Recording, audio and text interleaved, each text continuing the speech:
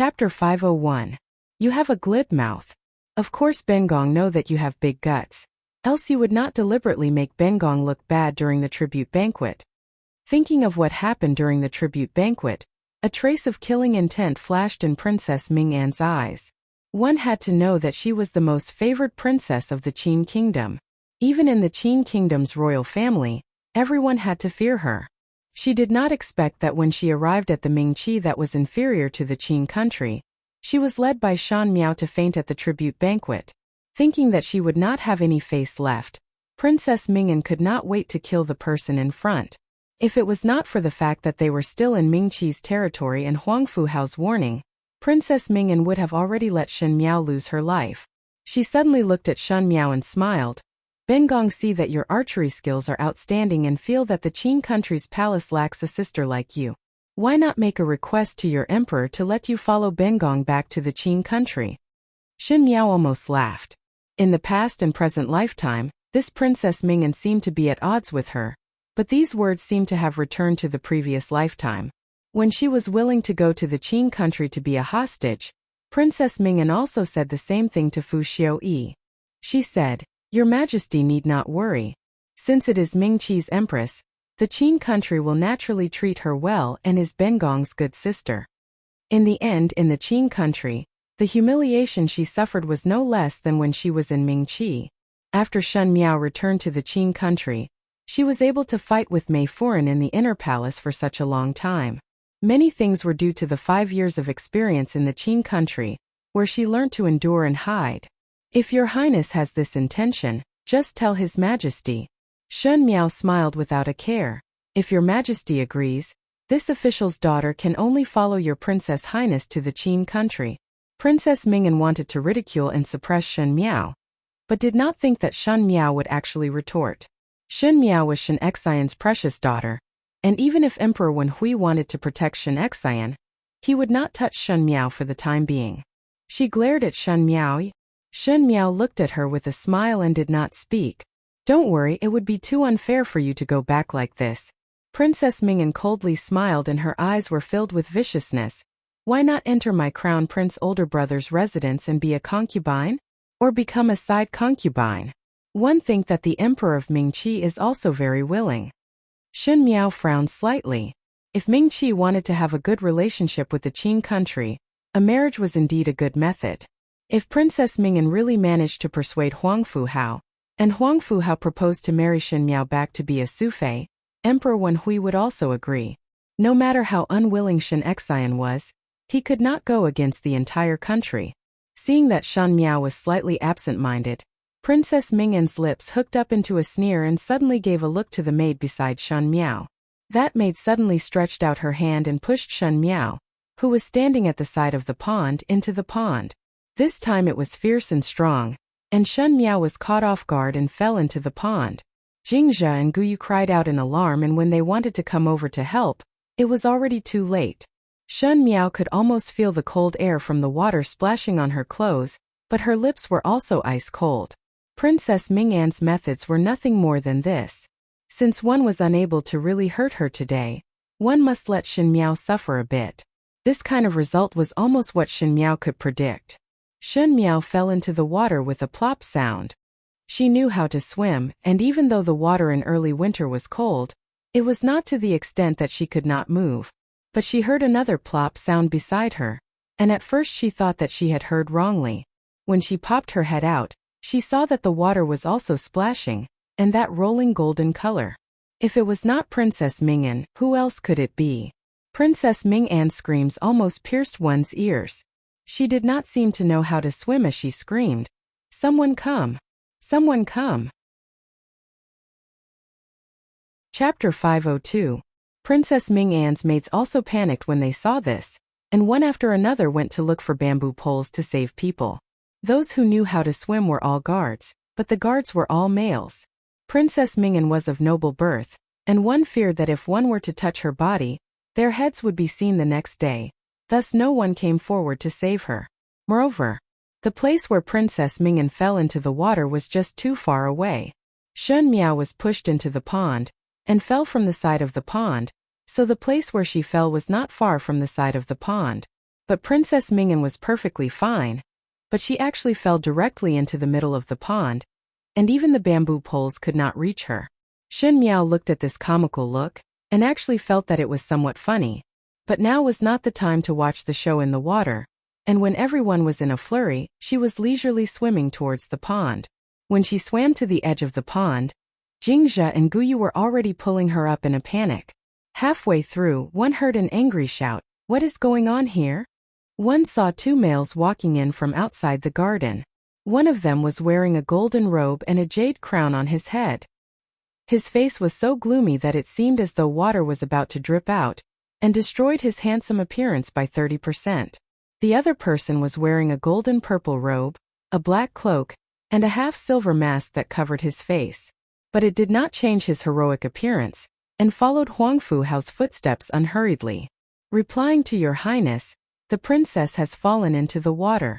Those servants quickly reported.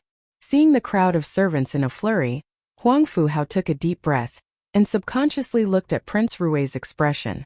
But Prince Rui was wearing a mask, and the lips under the mask were slightly hooked, so who could see clearly what he was thinking at the moment. He shouted at the guards behind him in a deep voice, "Hurry up and go." That guard's expression stiffened, but he was helpless and flew towards the pond. Most likely he knew how to swim and had some martial arts skills, as he immediately fished the drenched Princess Mingyan to the shore. Princess Mingyan choked on a lot of water, and the first thing she did when she came ashore was to scream at Shan Miao, "This slut pushed me into the water. Crown Prince older brother, help me kill her." Princess Mingyan was also flustered and exasperated that such words could be said in front of everyone. Huangfu Hao was shocked and opened his mouth to stop her. "Mingyan!" Princess Mingyan was surprised for a moment, and only then did she see that Prince Rui was still standing beside Huangfu Hao. She was startled, and then her face turned red with anger. To be in such a sorry state in front of such a peerless man. If there was a hole in the ground, Princess Mingyan could not wait to drill into it. And all of this was thanks to Shen Miao. Jingzhe could not hold back and retorted for Shen Miao, "Your Princess Highness words are unreasonable. It was obviously my young lady who fell into the water first, so how could she free her hands to push your Princess Highness? My young lady is not an immortal, so how would she have the ability to have 3 heads and 6 arms? Who do you think you are? Dare to speak to Bengong like this?" Princess Mingyan did not get angry but laughed instead. "Your meaning is that Bengong is slandering Shen Miao? Guards, capture this lowly servant girl who's spouting nonsense for this consort." Shen Miao smiled coldly and blocked Jingzhe behind her. "Your Princess Highness is a Qing country's people and Jingzhe is my people. This is Ming Qi, so since when can the Qing country's people behave atrociously in Ming Qi's land?" She used the words behave atrociously, and it could be said that she was not polite at all. Even Huangfu Hao could not help but take another look at her. "You are presumptuous," Princess Mingyan shouted. This official's daughter does not feel that she is presumptuous. Shen Miao's imposing manner was not weak at all. She was not the Empress Shen who swallowed insults and humiliation in the Qin country. Moreover, if one could not even protect a maid, then one would have lived in vain in this lifetime. For someone like Princess Mingyan who relied on her identity to behave atrociously, one did not even need to use one's brain to deal with her. Chapter 503. This was the residence of the Qin country, and Princess Mingyan's servants had already sent a cloak over to cover Princess Mingyan's drenched body. But Shen Miao did not. When she came, her lilac cloak was already drenched and almost stuck to her body. Even if Jingzhe and Guyu wanted to use their bodies to block her, it was not possible. Huangfu Hao stared at Shen Miao and was somewhat presumptuous. Just at this moment, one saw Prince Rui chuckling and suddenly took off his black cloak and lightly threw it on Shen Miao's body, covering Shen Miao tightly. This action could not help but make the surrounding people surprised for a moment. This Prince Rui of the Great Liang had always been a loner since he came to the Ding capital, and did not have any friendship with Ming Qi, and also did not deliberately make friends with the Qin country, but inexplicably helped Shen Miao out of trouble.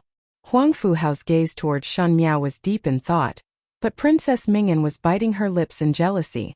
Jingzhe and Guyu helped Shen Miao to stand up. Princess Mingyan could no longer hold back. "It was obviously you who pushed Bengong down. If it was not you, how would Bengong fall into the lake without rhyme or reason? Could it be that it was my servants who pushed Bengong? Xunmiao smiled. Even though her hair was completely drenched, her calm and magnanimous expression was much more dignified compared to the flustered and exasperated Princess Ming'an. She said, "This official's servant had already explained for this official's servant. This official's servant fell into the water first, so how could one push your Princess Highness? Perhaps it was your Princess Highness who accidentally slipped." Princess Ming'an angrily said, "If Bengong slipped by herself, how could one fall into the middle of the pond? That would be a coincidence." Xunmiao said in an indifferent manner, "This official's servant is also not a warrior with infinite strength, and really cannot push Princess to the middle of the pond." A chuckle suddenly escaped and everyone looked up to see that Prince Rui's lips hooking up. Even though he was smiling, one could not see the expression under the mask, making one feel somewhat unfathomable. Princess Ming'an clenched her teeth and looked towards Prince Rui.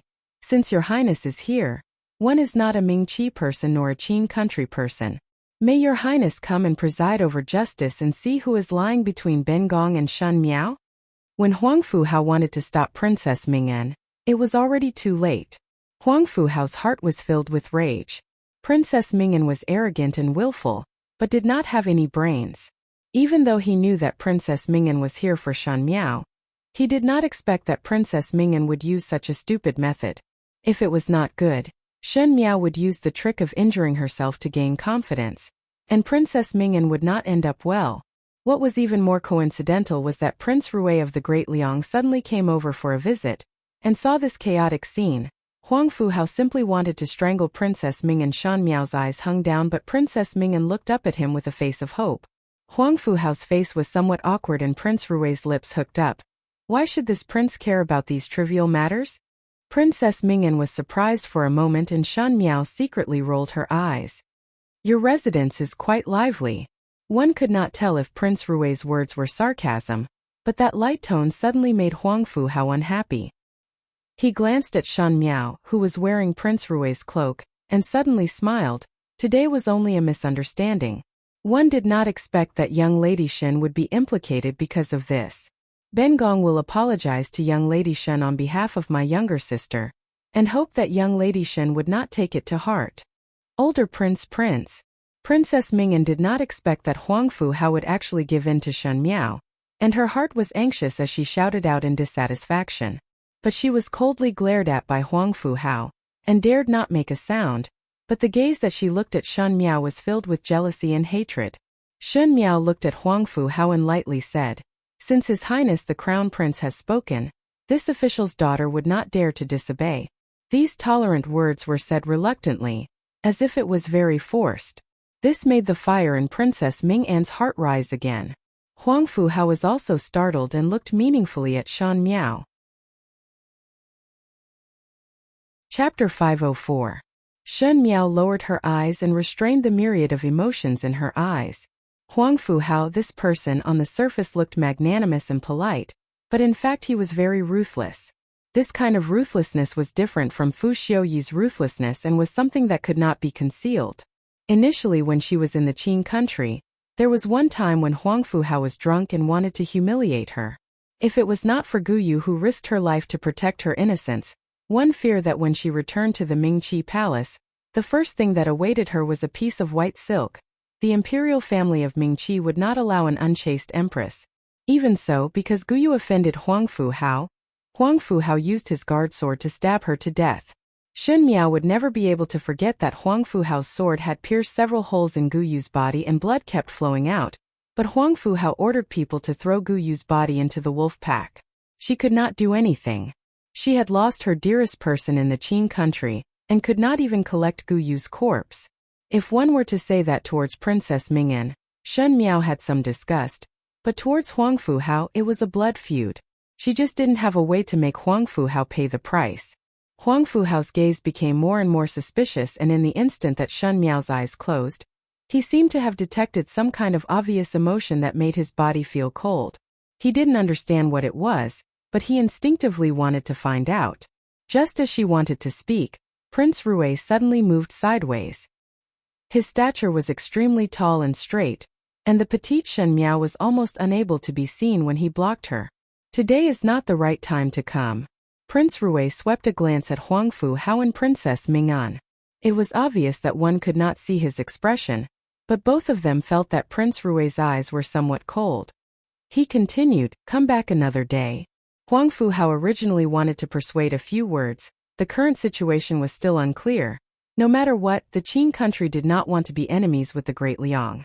If this represented that Prince Rui of the Great Liang would show a little bit of closeness to their Qin country, the Qin country would naturally be happy to see it.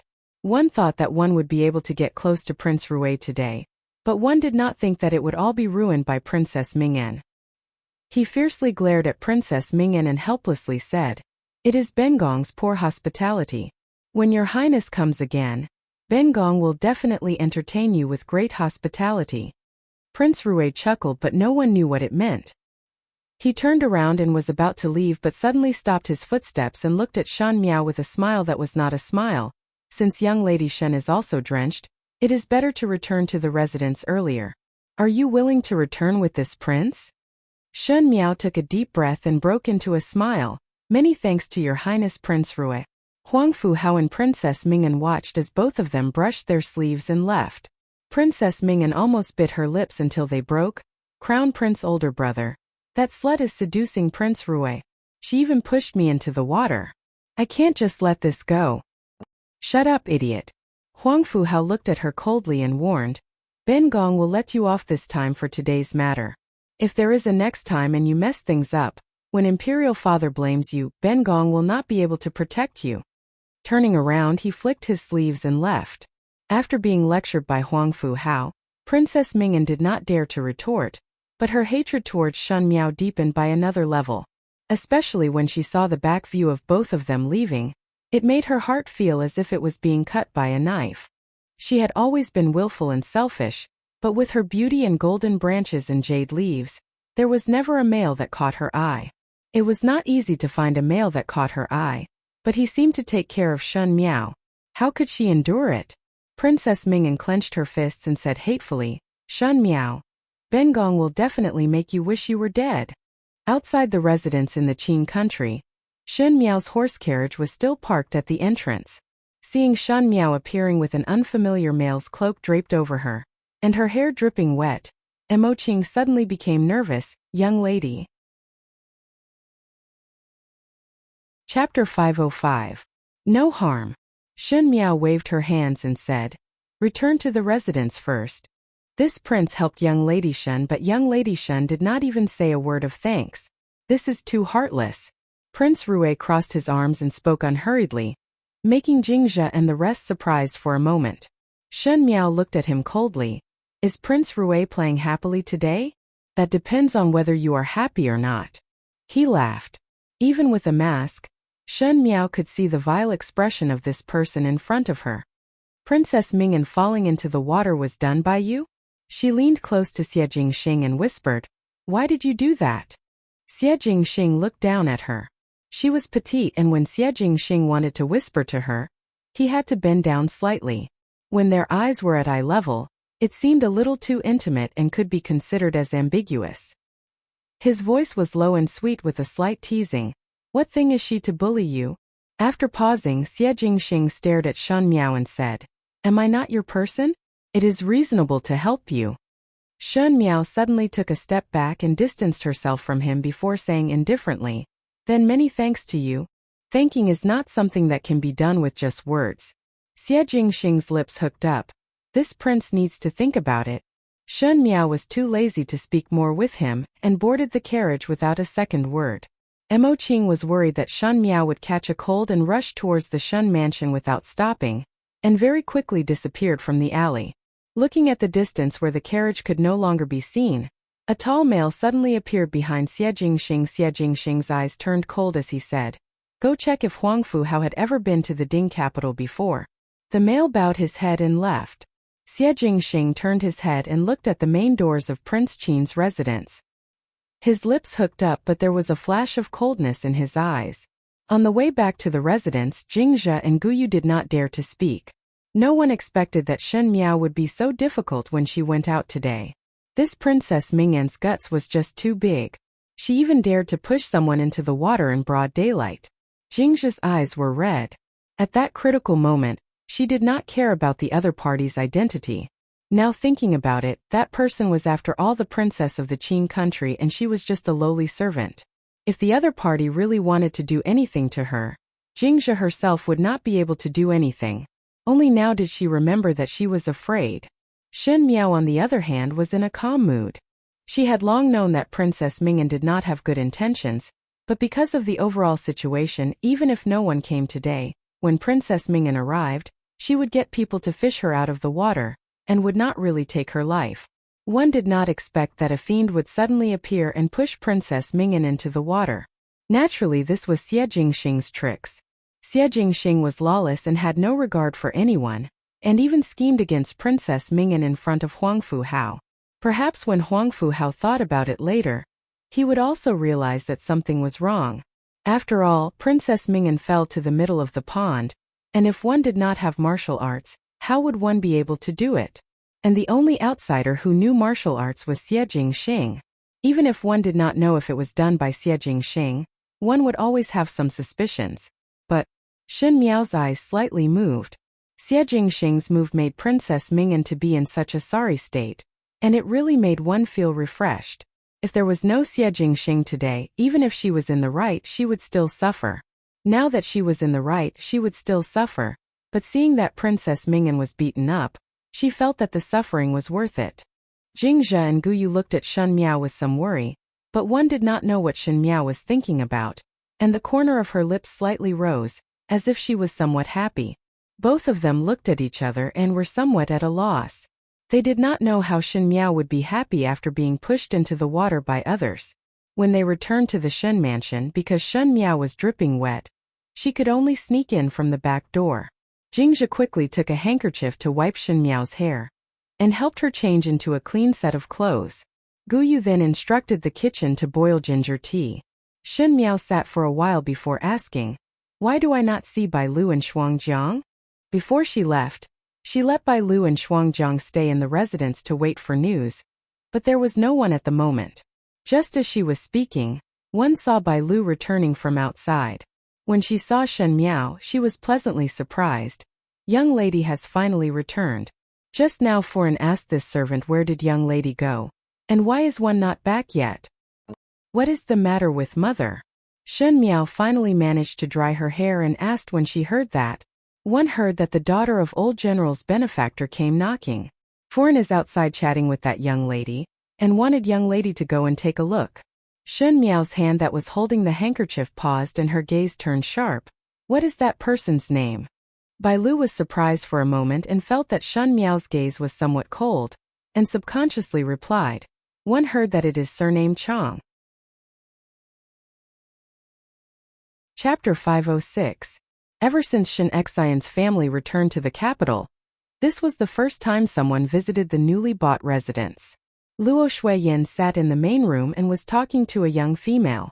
When Shen Miao arrived, Luo Shuiyan was drinking tea with that female and one did not know what they were talking about, but Luo Shuiyan had a very happy appearance. Both of them were chatting happily, and did not even discover that Shen Miao had arrived. It was Luo Tan who was sitting at the side picking up snacks to eat that warmly greeted her when she saw Shen Miao. "Biao, youngest sister. Today there is a new snack with milk added. Do you want to try it?" Shen Miao smiled and shook her head before walking to Luo Shuiyan's side. Her eyes landed on that young female and asked, "Mother, this is..." That young female quickly stood up. She was wearing a pea green robe and did not have any extra jewelry. There was only a wooden hairpin that was loosely inserted into her hair bun, and there was a plain silver bracelet on her wrist.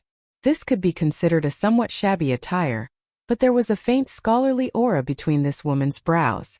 Although her appearance could only be considered beautiful, there was a kind of elegance that would not be belittled, and it was pleasing to the eye. "This is the daughter of your grandfather's benefactor, called Chang Zaiqing." Most likely Jiao Jiao had not seen her before. Luo Shuiyan smiled. "Younger sister Qing, this is our residence's young lady Jiao Jiao." Shen Miao gently smiled and nodded her head. "Qing Yi." Luo Shuiyan pulled Chang Zaiqing to sit down and let Shen Miao snuggle up to her as she said with a smile, What Qingyi? Younger sister Qing is born so young and calling Qingyi is considered old. If younger sister Qing does not say your age, I would think that you are not much older than Jiao Jiao. Even if you go out like this, no one would say anything wrong if Jiao Jiao calls you older sister. Foreign must not make fun of me, Chang Zai Qing said with a smile. Luo Tan smiled as she looked at Shan Miao, Biao youngest sister. Qingyi has come to the Ding capital and in the future one can often come to the residence as a guest. One heard that she likes to play chess and read books. I do not understand those, but in the future you will have a playmate.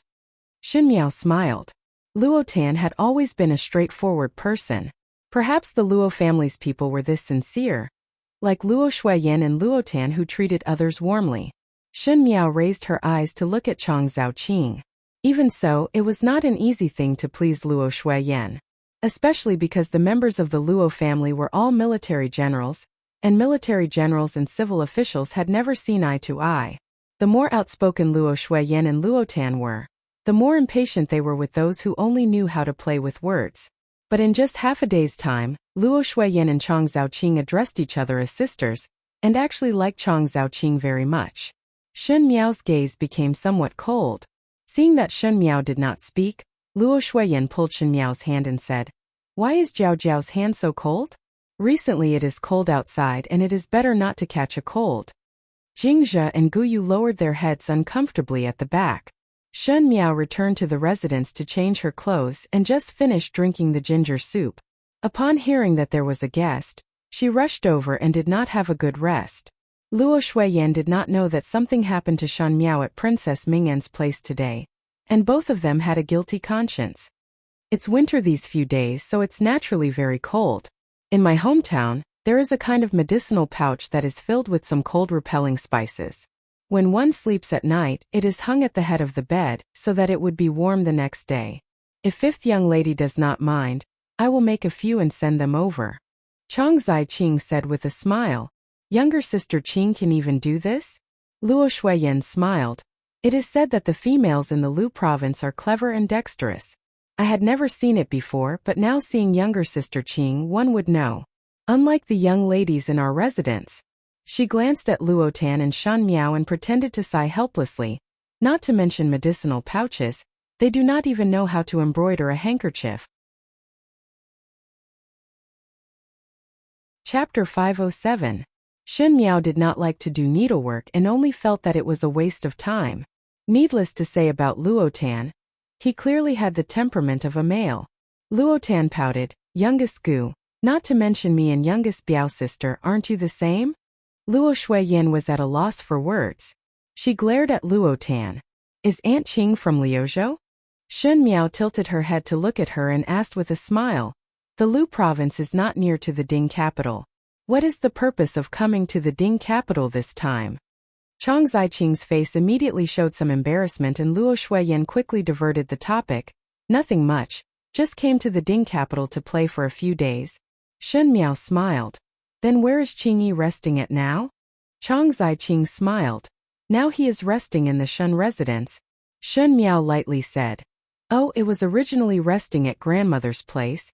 She said, "Since Aunt Qing's father is grandfather's benefactor, I believe that grandmother will take good care of Aunt Qing. This is reassuring." Even though Luo Shuiyan felt that with old Shin Foreign's temperament, she would not be that considerate towards Chang Zai Qing, but Shin Miao's words made Luo Shuiyan's heart warm up a little. She said, "That's true." Chang Zai Qing's smile slightly stiffened, but one heard Shin Miao saying, "Qingyi originally lived in the Lu province. I heard that the Lu province is very fun, but unfortunately I have never been there before. But when you were in Guangwentang, there was a classmate whose hometown was in the Lu province. Perhaps you two know each other." The Chang family is a small family. Chang Zai Qing lowered her head and said, "One fear that fifth young lady's classmate do not know of the Chang family. No matter how small the Chang family is, with an outstanding person like Aunt Qing, they will not be unknown." Shin Miao smiled casually. But for Qingyi to come to the Ding capital like this, Qingyi's husband did not follow. Chang Zai Qing's expression became even more awkward. Luo Shuiyan smiled. "Jiao Jiao, do not speak nonsense. Younger sister Qing is still unmarried." Shen Miao was surprised for a moment and looked at Song Zaiqing before asking, "One do not know how old is Qingyi this year?" To ask an unmarried young lady's age, especially when Chang Zaiqing was not young, these words were somewhat abrupt. Even Luotan, who had a thick brain, stopped eating the pastries and looked at Shen Miao strangely. Shen Miao usually understood the rules and had proper etiquette, so why would she say such rude words today? Song Zaiqing, however, spoke calmly without any trace of awkwardness. 26 this year. Shen Miao widened her eyes at the right time. It seemed that she was trying to cover it up. Soon she smiled and said, "If Aunt Qing didn't say this, I would have thought that you are only 18 or 19 years old. How enviable." Even though she said it like that, the gaze that she used to size up Song Zaiqing was somewhat meaningful, making one feel that there was no evil intention, but it did not make one happy. Chang Zaiqing smiled gently and did not speak anymore. Luo Shuiyan smiled. Younger sister Qing is such a good person. Would one be afraid of not finding a good husband? I do not know about the males in the Lu province, but the number of outstanding males in the Ding capital is uncountable. If younger sister Qing were to stay here longer, perhaps one would meet a true person. Song Zaiqing quickly smiled and waved her hands, telling Luo Shuiyan not to tease her. After talking for a while, seeing that the sky was gradually getting dark, Shen Xian, Shun Qiu and Luoling should be returning from the Ministry of War. Thus Song Zaiqing got up to leave. Luo Shuiyan urged her to stay. Master Qiu and Linger will be returning soon. Why not have a meal together before leaving? If Master were to see you, he would definitely be very happy. No need. Song Zaiqing smiled gently. When the sky gets dark, it would not be easy to walk. Qing Xian appreciates foreign's good intentions and will visit again in the future. Let's forget about today. It is already somewhat late. Chapter 508. Luo Shuiyan took a look outside and it was indeed nightfall, so she pulled her hands and said, "Since that is the case, then it is not good for me to keep you, lest the roads are slippery at night. It is just that seeing you today made me feel like old friends at first sight, and was exceptionally happy. You must come again another day as it is very interesting to talk to you. It has been a long time since one met such a congenial person." Song Zaiqing smiled. One dare not decline foreign's hospitality and can only respectfully comply. Luo Shuiyan instructed people to prepare a horse carriage for Song Zaiqing, and Shen Miao and Luotan followed behind. Luotan sighed. Even though this Qingyi came from a small family in the Lu province, her etiquette is more thorough than those in the palace. She is also gentle and kind. One really did not think that she would not be married at such an age. One do not know who would be lucky enough to marry her. Shen Miao looked at Song Zaiqing's back and did not speak. When Luotan saw this, she suddenly whispered in Shen Miao's ear, "Biao youngest sister, do you not like this Qingyi?" Shen Miao was somewhat surprised as she did not expect that Luotan, with such a thick brain, could see her likes and dislikes. She raised her eyebrows. "She and I have no enmity, so why would I not like her? Others could not see it, but I am very clear." Luotan said proudly, "You this person on the surface you treat everyone well, but it is all indifferent. But today you asked Qingyi a lot of things and moreover there were places where you were disrespectful. How would you make such a mistake? It was clearly intentional. Moreover the way you look at her was somewhat strange and different from how you look at others." Shen Miao laughed in spite of herself. "You are thinking too much." "I did not think too much. You are clearly like that."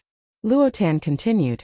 "But even though this Qingyi is good and youngest Gu likes her the moment she arrived, she is straightforward and sincere, but one always feel that something is not right."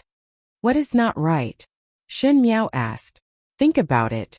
That Qingyi's father is old General Shan's subordinate and also a benefactor, so he must be a valiant general. A tiger father does not have a dog daughter. Even if you look gentle all day long, but deep down you are like Gu Fu, very valiant and not afraid of the Tuju. But this Aunt Qing, her temperament is too gentle. Although she is candid and not bashful, why doesn't she have the air of a general?" Song Zaiqing's lips sneered and there was no trace of a military family's aura. Wrong, Song Zaiqing was more like a young lady from a military family than anyone else.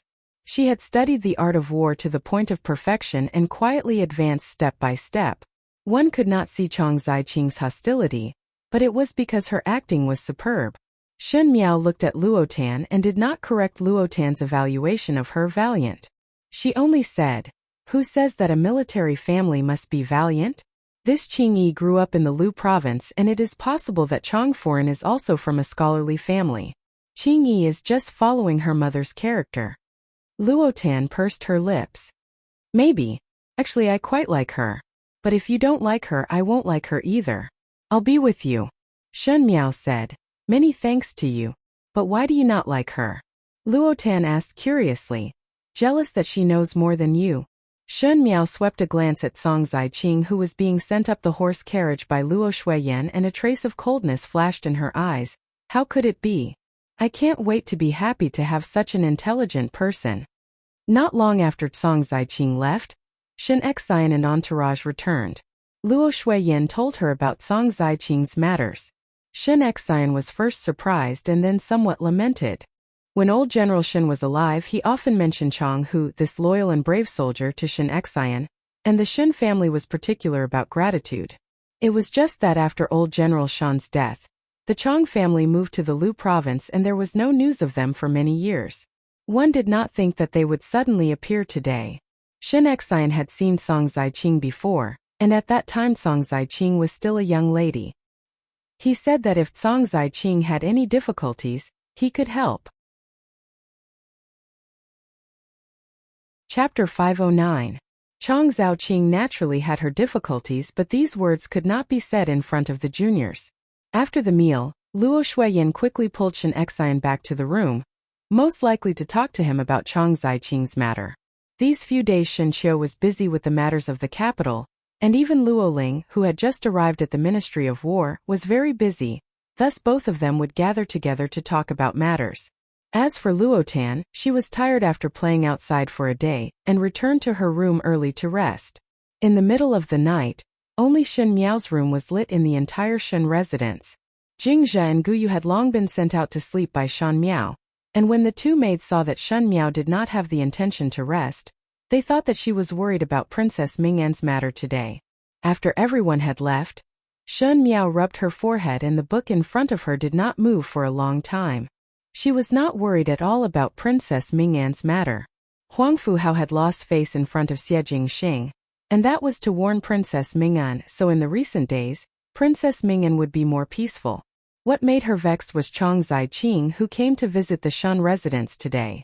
That day when she went to the Fengxian pawnshop to probe Ji Yushu, she saw a figure on the way back. At that time her heart was shocked, and when she looked again, she had already disappeared from the crowd. Originally Shen Miao thought that her eyes were playing tricks on her, but now thinking about it, it was the truth. At that time she saw Chong Ziqing. Some things had already changed, but one did not know if it was fate for some people to appear at this time. Shen Xian's branch from the beginning to the collapse, other than the military power, the more important thing was the departure of the people in the residence. Shen Xian was a person who did not admit defeat, and his bravery on the battlefield made him fearless towards any problems that might appear. But at the end he was forced into a desperate situation by Fu Xiuyi, and a large part of it was not only because of Fu Xiuyi's suppression. Shen Qiu died because of Jing Chu Chu, and Chong Ziqing's appearance made Luo Shuiyan lose her life. It was true that Luo Shuiyan was from the Lu province, and in the previous lifetime, not long after this time, Luo Shuiyan also appeared in front of the Shen family. At that time the Shen residents had not separated yet. Song Ziqing was gentle and generous, and her style of conversation was well organized. Everyone in the Shen residence liked her, including Luo Shuiyan. Luo Shuiyan was a military general, and in the entire Shen residence, Ren Wanyun was too slick and Chan Roqiu was very aloof. Even though on the surface she was amiable, it was impossible for Luo Shuiyan's character to be close to them. It was this Chong Ziqing who appeared not long ago, and Luo Shuiyan was very close to her. Shen Miao previously felt that Chong Ziqing was definitely a good person. At that time she was already married to Fu Xiuyi, and came back a few times to see Chong Ziqing and talk to Chong Ziqing happily. Chong Ziqing was a person who was very clever with her words, and whenever she met Chen Roqiu, she would talk about poetry with her. With Luo Shuiyan she would talk about the art of war, and with Shen Miao she would talk about how to please one's husband. She was considerate towards others and was always able to come up with strategies. Thus Shen Miao liked her very much. Afterwards it was found out that Chang Ziqing was not married at the age of 26 because a young master of a large family in the Lu province had threatened to make her a concubine. That family had a big business and no one in the Lu province dared to provoke them, so no matter how outstanding Chang Ziqing was, no one dared to take the risk of becoming enemies with that family and go to the Chang family to propose marriage. After so many years, that family's actions became more and more excessive, and Chang Ziqing had no choice but to enter the Ding capital to seek shelter from her father's old friend. Shen Miao was very sympathetic towards Chang Ziqing's bitter experience. Such an intelligent and blue-hearted person was unable to marry a good person to rely on. She originally thought that Chang Ziqing would continue to stay in the Shun residence as a guest until Chen Roqiu took out a marriage certificate. It was actually the marriage certificate between Shun Xian and Chang Ziqing. Most likely it was written by old General Shun and Chang Hu, but the time was too long and everyone was not clear about the situation, so it was not an exaggeration to say that it was a joke. Chapter 5:10. But this marriage certificate at the end caused some things to change. One did not know who said that Chang Ziqing had not married for so many years, not only because of the coercion of the sons of the wealthy families, but also because of Shun Xian's chastity. But Shun Xian and Luo Shuiyan had a deep relationship, thus this marriage certificate was somewhat awkward. At that time Chang Ziqing knelt in front of Luo Shuiyan and said that she did not have any other thoughts towards Shun Xian. That marriage certificate was just a joke of the elders and she did not take it to heart. For the rest of her life, she only wished to live quietly and did not want to think about anything else. As for marrying, she had long given up on it. If the Shun family felt that it was inconvenient for her, she could go and find a temple to cut her hair and become a nun, and would definitely not disturb the Shun family. A perfectly fine young lady came over to seek shelter, and moreover she was the daughter of a benefactor. How could one let others become a nun at the end? Everyone in the Shun family tried to persuade, especially Chen Roqiu and Ren Wanyun. At the end one did not know why, but old Shun Foreign actually suggested for Shun Xian to take Chang Ziqing as a concubine. Naturally Shun Xian was not willing. His own inner courtyard was clean, so what was the matter with one more female? Chang Ziqing was also not willing, but the one who finally agreed was actually Luo Shuiyan. Luo Shuiyan was a person who could not tolerate sand in her eyes, and had the fiercest character. At the beginning when she married Shun Xian, her request was that Shun Xian's inner courtyard would only be her. Shun Xian had indeed done it, but he would take the initiative to request his husband to take in Chang Ziqing. And under Chang Ziqing's helplessness, she could only agree. But she said that it was only in the name of a Yinyang, and would not fulfill the duties of a Yinyang. The reason why she agreed was to solve some worries in the future. She still did not do anything on normal days. At that time Shen Miao felt that Chang Ziqing was very reasonable. How could there be such a kind person in the world? As a Yinyang, she would not split favors, and was content with her place only because of the name. When Shen Miao was in Prince Ding's residence, the concubines that the officials sent over would always make her upset, but Chang Ziqing was extremely dependable. Chang Ziqing became Shun Xian's concubine in name just like that, and indeed did not have any friendship with Shun Xian, and looked like siblings. She had a good relationship with Luo Shuiyan, and was initially somewhat worried, but later Shen Miao felt that it was not bad. Not long after, Luo Shuiyan was pregnant and Chang Ziqing took care of her all day long, but one did not know why Luo Shuiyan had a miscarriage in her own courtyard. After the miscarriage, she was depressed all day and soon died of illness. Shun Xian was in so much pain that his hair almost turned white overnight. With Luo Shuiyan's death, Shun Xian seemed to lose his vitality and rapidly aged. Later on, when they were plotted against by Fu Xiuyi, they did not even have the strength to fight back and were even taken advantage of by the second and third households. What Shen Miao hated the most was Chang Ziqing's methods.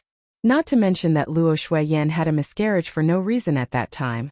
But Shen Miao knew that Luo Shuiyan was a female general, so how would she become haggard and die of depression in just one night? The only person who was always by Luo Shuiyan's side and was able to speak to Luo Shuiyan was Chang Ziqing, so this matter was inextricably linked to Chang Ziqing. At that time Shun Xian also sent people to investigate, but could not find any clues. Chang Ziqing was innocent. Ever since Luo Shuiyan's death, Shen Xian did not remarry and Chang Ziqing still occupied the name of Yinyang. It was just that the first household of the Shen residents needed a female to take care of everything, so Chang Ziqing let nature take its course and became the foreign of the first household in the eyes of the servants. She was gentle and did not reveal any emotions and quickly won over the hearts of the servants, giving her the bearing of a matriarch of the household. This was the most terrifying part that Shen Miao felt. Chang Ziqing was very smart. She knew that Shen Xian's heart could not tolerate other females, and she did not want to capture Shen Xian's heart. So she started on Luo Shuiyan's body and swindled Luo Shuiyan's trust, making Luo Shuiyan see her as a relative and then ruthlessly stab her in the back. Words could hurt people, and for a person like Chang Ziqing, as long as she unintentionally said a few words, it would be able to make Luo Shuiyan suffer. When Luo Shuiyan was bedridden, Chang Ziqing did not know how many comforting words that could kill people. Chapter 511. It did not matter if Shen Xian did not acknowledge Chang Ziqing because from the beginning to the end, Chang Ziqing wanted the eyes of outsiders. Once Luo Shuiyan died, she would be Shen Xian's only woman and would be Shen foreign. She would not have to worry about food or clothing for the rest of her life. Chang Ziqing was the most realistic person, and she never went to pursue those ethereal feelings. She was an infuriating woman, sober and intelligent. If there were no accidents, perhaps Chang Ziqing would live on as a victim and Shen Miao would even feel that she was a pitiful woman. But the paper could not wrap up the fire. 2 years after Luo Shuiyan's death, Chang Ziqing's husband and son in the Lu province came knocking. Yes, it was Chang Ziqing's husband and son, a gambling addict husband and a sick son. Chang Ziqing had married a long time ago and perhaps at that time both parties were in love with each other, but a poor couple had 100 sorrows. Chang Ziqing was such a proud and arrogant person. How could she tolerate growing peonies in a mud basin for the rest of her life? With the money, she abandoned her husband and son and found an excuse to head to the Ding capital. Her husband inquired for a long time before he found out that Chang Ziqing was now in the Ding capital and had become Shen Xian's concubine, so he brought his son to visit. The people of the world were in an uproar. Chang Ziqing was so gentle and elegant, but she could even abandon her sick son. It could be seen that she was not as kind as she looked on the surface. Moreover, she was full of lies, which made people call her evil. Chang Ziqing was taken away, but Shen Xian became the joke of the Ding capital. After raising someone else's wife for so many years, could this be considered as wearing a green hat? Shen Miao closed her eyes. The past was like a fleeting cloud. She had always been on guard against the day when the past would repeat itself, but she didn't expect it to be too late. Chang Ziqing appeared and was exactly the same as in the previous lifetime. She quickly made Luo Shuiyan feel close to her. In terms of acting, Shen Miao had seen 2 powerful females. One was Chang Ziqing and the other was Mei Foreign.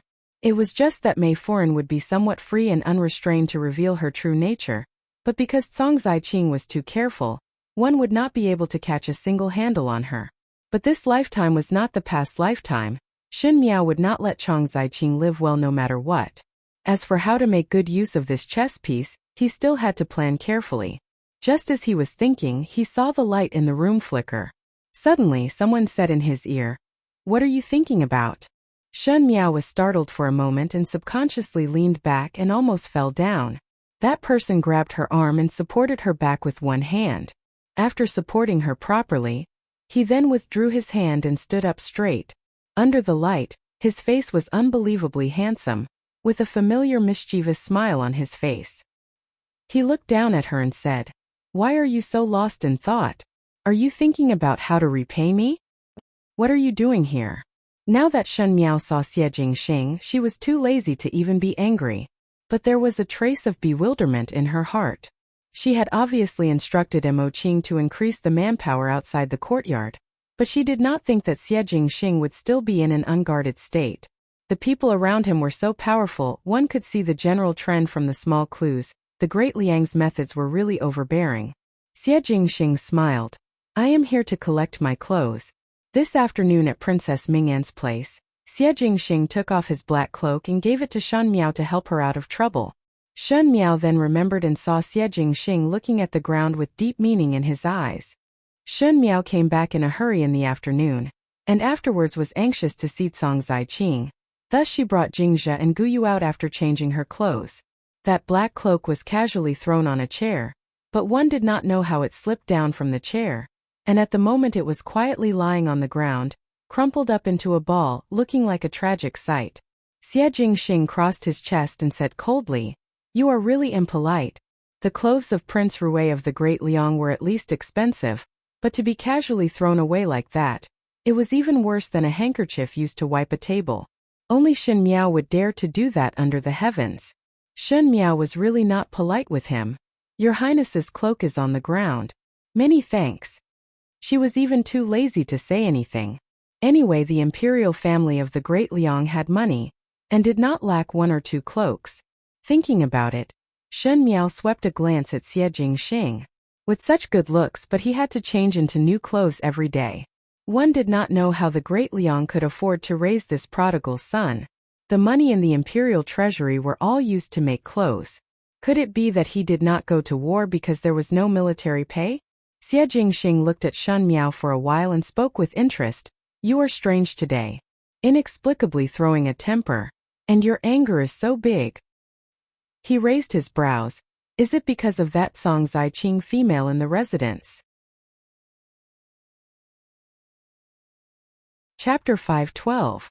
Shen Miao was slightly startled and looked up at Xie Jingxing. Xie Jingxing was in Mingqi's uninhabited land, and was very familiar with it. Naturally, he was familiar with it as he had lived in the Ding capital since young, and was familiar with every place in the Ding capital. In addition, there was the Fengxian pawnshop behind him, which was a relay station for buying and selling information. Xie Jingxing's eyes and ears were perhaps even inferior to Fu Xiuyi's. Whatever he wanted to know, he would naturally know. "What does this have to do with you?" Shen Miao said snappily. "Your Highness Prince Rui still have the leisure to worry about other people's family matters?" "Family matters?" Xie Jingxing raised his eyebrows as if he felt that this phrase was not bad. He said, "You seem to be very afraid of women surnamed Chang." A trace of coldness flashed in Shen Miao's eyes as she said, "What is there to fear about a relative who is seeking refuge? Something's not right." Xie Jingxing touched his chin and swept a glance at her before suddenly bending over and carefully staring at Shen Miao's eyes. He did not feel that it was inappropriate for him to be so close to her. He pondered for a moment and said, "A woman from the Lu province. You have never been to the Lu province before. Why do you seem to understand her so much?" Shen Miao suddenly raised her eyes, and when she raised her eyes met with Xie Jingxing's. That youth's appearance was as breathtaking as usual, but his peach blossom eyes hid the sharpest blade. He said, "It is the same for Princess Ming'an. You have never been to the Qin country, but have a deep grudge against her." Shen Miao still did not speak. It was clearly an intimate and somewhat ambiguous posture, but her eyes gradually became cold. "You have been living in the Ding capital since young, and the furthest place that you have been to was the Shaochun city. In the 2 years that you were in the Shaochun city, you did not step foot in other places, so it is impossible to go to the Lu province and also impossible to see the princess of the Qin country." His voice floated over from the night, bringing with it a faint chill of early winter that almost seeped into one's heart. "What do you want to say?" Shen Miao looked at him. He spoke in a low voice. His voice was elegant and mellow, seductive, but it also made one's heart palpitate. He said, "Are you Shen Miao?" For a moment, Shen Miao's entire body had a layer of goosebumps. It was as if a thin, piercingly cold wind was pouring down from the top of his head, making him feel cold in an instant. She had seen many people. Relying on her experience as an empress in her previous life, those people were just faces in front of her. There were white faces and red faces, but only this seemingly frivolous purple-robed youth in front of her was a living person, because it was impossible to see what kind of face was under the mask. Shen Miao's impression of Xie Jingxing was that in the previous lifetime he was a handsome youth who died young. In this lifetime she knew that he was unfathomable, and now she felt that he was even more terrifying. The things that she did indeed caused others to be suspicious, but Xie Jing actually suspected if she was Shen Miao. She was not Shen Miao but Empress Shen. Xie Jingxing dared to think, and his thoughts were somewhat close to the truth. Shen Miao panicked for a moment when she felt that her secret could be seen by others. But she did not do anything. She just stared at Xie Jingxing's face and finally smiled lightly. She often smiled, and it was a dignified and gentle smile, as if she did not care about anything. When facing Xie Jingxing, most of the time it was insinuations and a cold smile that did not reach one's eyes. Now this smile seemed to be a magnolia that bloomed in the night, with a faint fragrance that spread over harmlessly. But that smile was only for a short moment, and very quickly her face turned cold. In this world, not everyone is like Your Highness Prince Rui. Xie Jingxing's playful smile slightly stagnated. One did not know if Shen Miao was Shen Miao or not, but Xie Jingxing was no longer Xie Jingxing. The little Xie Marquis of the residence of the Marquis of Lin, and had now become Prince Rui. Was this the same person? Perhaps others would find it strange, since Xie Jingxing did not have any relationship with the Great Liang in the past. Chapter 5:13. You are not willing to suffer a loss at all. Xie Jingxing stood up straight, and the deep meaning in his eyes disappeared as he said with a smile that was not a smile, "It should still be Shan Miao." He seemed to be lamenting to himself and also seemed to be talking to Shen Miao. So many secrets, it is really tiring to inquire about them. Why is Prince Rui grabbing onto me and not letting go? Shen Miao looked at him. No matter if I have a secret or not, that has nothing to do with Prince Rui. Unfortunately, I'm interested in your secret. Xie Jingxing leisurely said. Moreover, I have thought about it. In Ming Qi, the only person that can be trusted is only you. Shen Miao did not get angry but laughed instead. Prince Rui is forgetful. Isn't there still Su Mingfeng and Princess Rong Xian? Xie Jingxing smiled. Didn't anyone tell you not to mention the past? She didn't know why, but under the light, the smile on his lips was still handsome and elegant, but it seemed a little lonely. But in a blink of an eye, Xie Jingxing looked at her and said, How do you plan to deal with Chang Zaiqing? If you beg this king can help you. Shen Miao said expressionlessly, I only beg Prince Rui not to intervene in this matter. Looks like you've already thought of what to do. Xie Jingxing raised his eyebrows. Amazing. Shen Miao's eyes hung down and heard Xie Jingxing speaking again. The princess of the Qin country will not leave this matter at that. There is no need to remind me. Shen Miao glared at him fiercely. One still have to thank Prince Rui for his help today. With Princess Mingan's jealous temperament, and being infatuated with Xie Jingxing, seeing that Xie Jingxing was helping Shen Miao, she was bound to vent all her anger on Shen Miao. She's no match for you. Xie Jingxing naturally stretched out his hand to rub Shen Miao's head, but was flung away by Shen Miao as she looked at her fingers with pity. Shen Miao did not want to speak.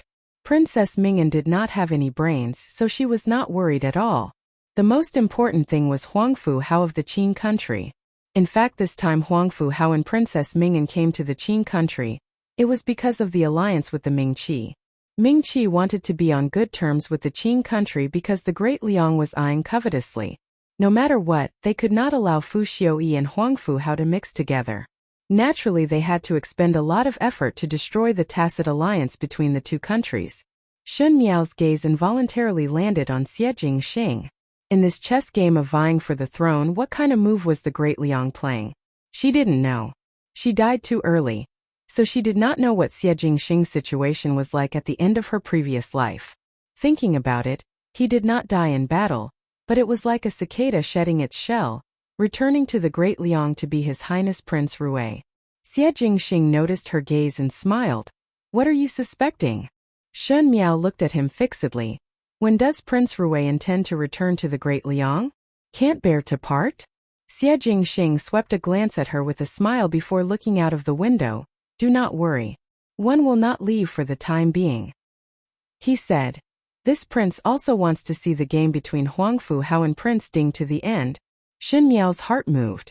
Xie Jingxing said, Don't you also want to see? Do not understand the meaning of Prince Rui's words. Shen Miao said one thing but meant another. Xie Jingxing bent over to pick up the black cloak on the ground. That cloak was wet from the pool water and was then casually thrown to the side. His face stiffened for a moment before he casually said, Shen Miao, you and I are the same kind of person. Your Highness is a descendant of the heavens. This official's daughter is as lowly as dust and dare not be compared. Belittling oneself. The purple-clad youth's lips hooked up. You are the same as this prince, born to be a superior person. Chapter 5:14. Until there was no longer that person's figure in the room and the candlelight seemed to gradually cool down, Shen Miao was still sitting in front of the table. Xie Jingxing's words before he left made her unable to calm down for a long time. Like this prince, one was born to be above others. Could it be that Xie Jingxing had discovered some clues? But this was not possible. She carefully thought about the interactions with Xie Jingxing in her past life. There was no interaction at all, and they did not even speak a word. Shen Miao thought about it again and suddenly found that she had wasted too much time on this matter. Thinking that Xie Jingxing had inexplicably disturbed her life, anger rose in her heart. But in the residence of Prince Rui at the other end, Xie Jingxing returned to his room. The room that he slept in was almost comparable to an exquisite bedroom. He casually threw away the cloak in his hands and wiped his hands with a silk cloth. A white thing suddenly jumped out from the corner and pounced and bit that black cloak, shaking its head in joy. Xie Jingxing looked coldly at that furball playing with the cloak for a while before picking it up from the ground. What kind of conduct is this? His face was filled with disdain. The white tiger cub sneezed and its claws grabbed onto Xie Jingxing's collar before being expressionlessly thrown into the nest at the side of the bed. Tai Yi, Xie Jingxing said. A black figure swept in from the outside. What instructions does master have? Xie Jingxing pointed to the cloak on the ground. Tai Yi's lips twitched. That was a cloak made of black lion fur. It was hard to find even with 1,000 gold. The only black lion fur cloak in the Great Liang's treasury was ruined like this? Tai Yi wanted to shed tears of sympathy for Emperor Yonglu. Take it out and throw it away. Xie Jingxing started to undress. Tai Yimu picked up the robe in a daze and said yes. Everyone knew that Prince Rui was most fond of cleanliness and ordinary people could not touch it. This cloak was ravaged to this state, one think that Xie Jingxing would not want it anymore. And no one dared to secretly keep the things that Prince Rui had worn before. Tai Yi seemed to see the silver flowing away. Just as he walked to the door, he heard Xie Jingxing saying wait. Tai Yi turned his head back. Xie Jingxing hesitated for a moment before frowning. Never mind. Clean it and keep it. Tai Yi stared blankly for a moment before happily nodding his head. Carrying the cloak, he quickly left the room. His face was filled with gratification. Good, master finally knew not to be arrogant and lascivious. This was the best.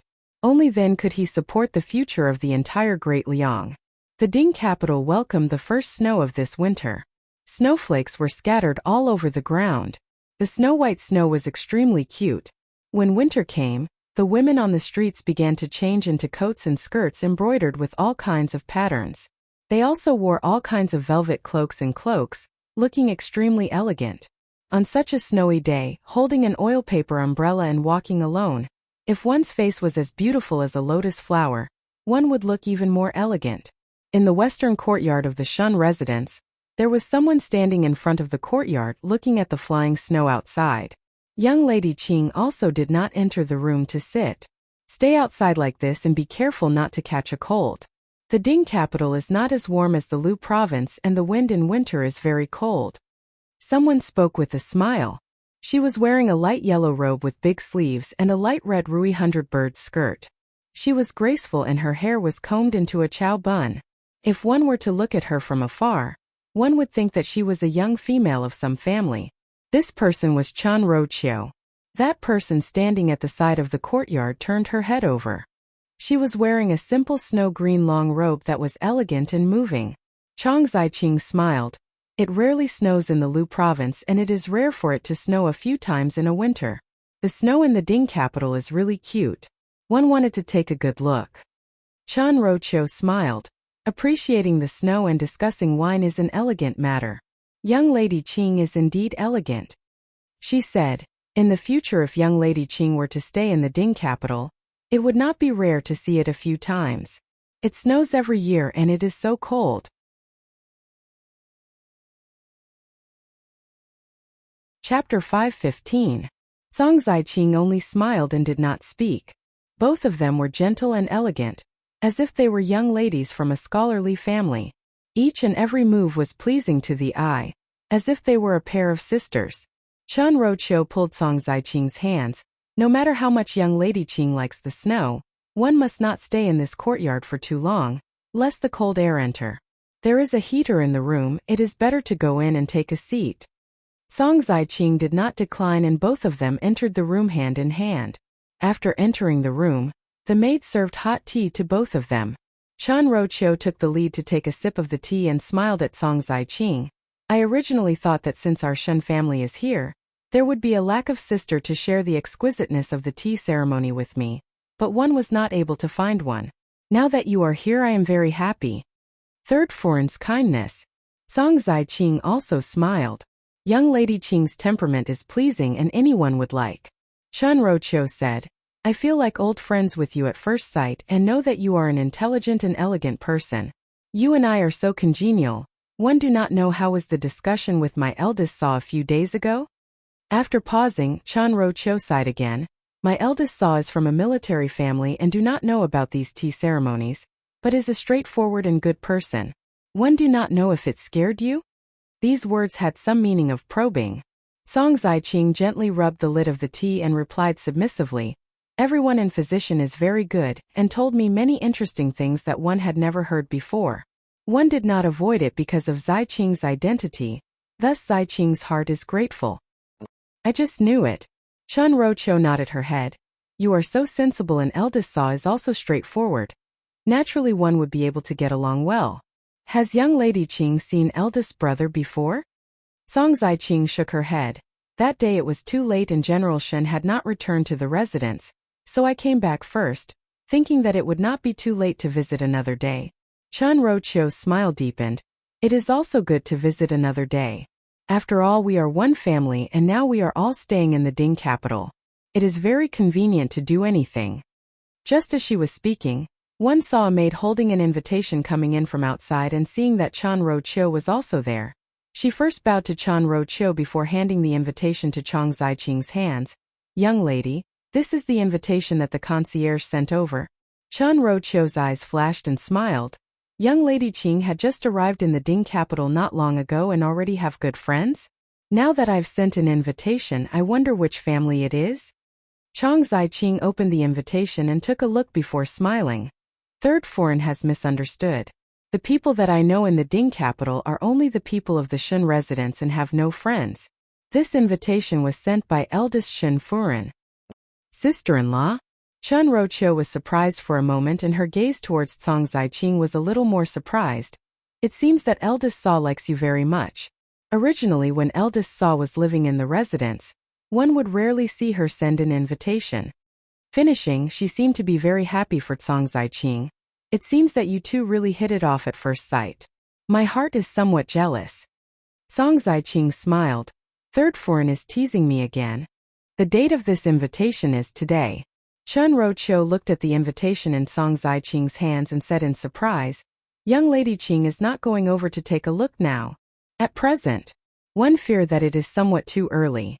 Song Ziqing was somewhat hesitant. Chen Roqiu smiled and patted her hands. What are you being shy about? One need to know that we are all one family, so just treat it as a visit. Moreover, with eldest Saw's temperament, if you push and pull like this, it would make her feel unhappy and unhappy. Why cause misunderstandings?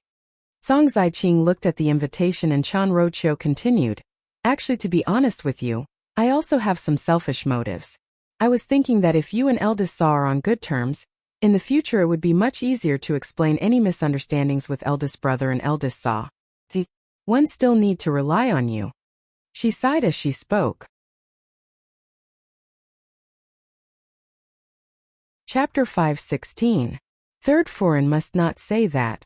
Song Ziqing quickly said. Ziqing's heart is grateful that the Shen family took in Ziqing.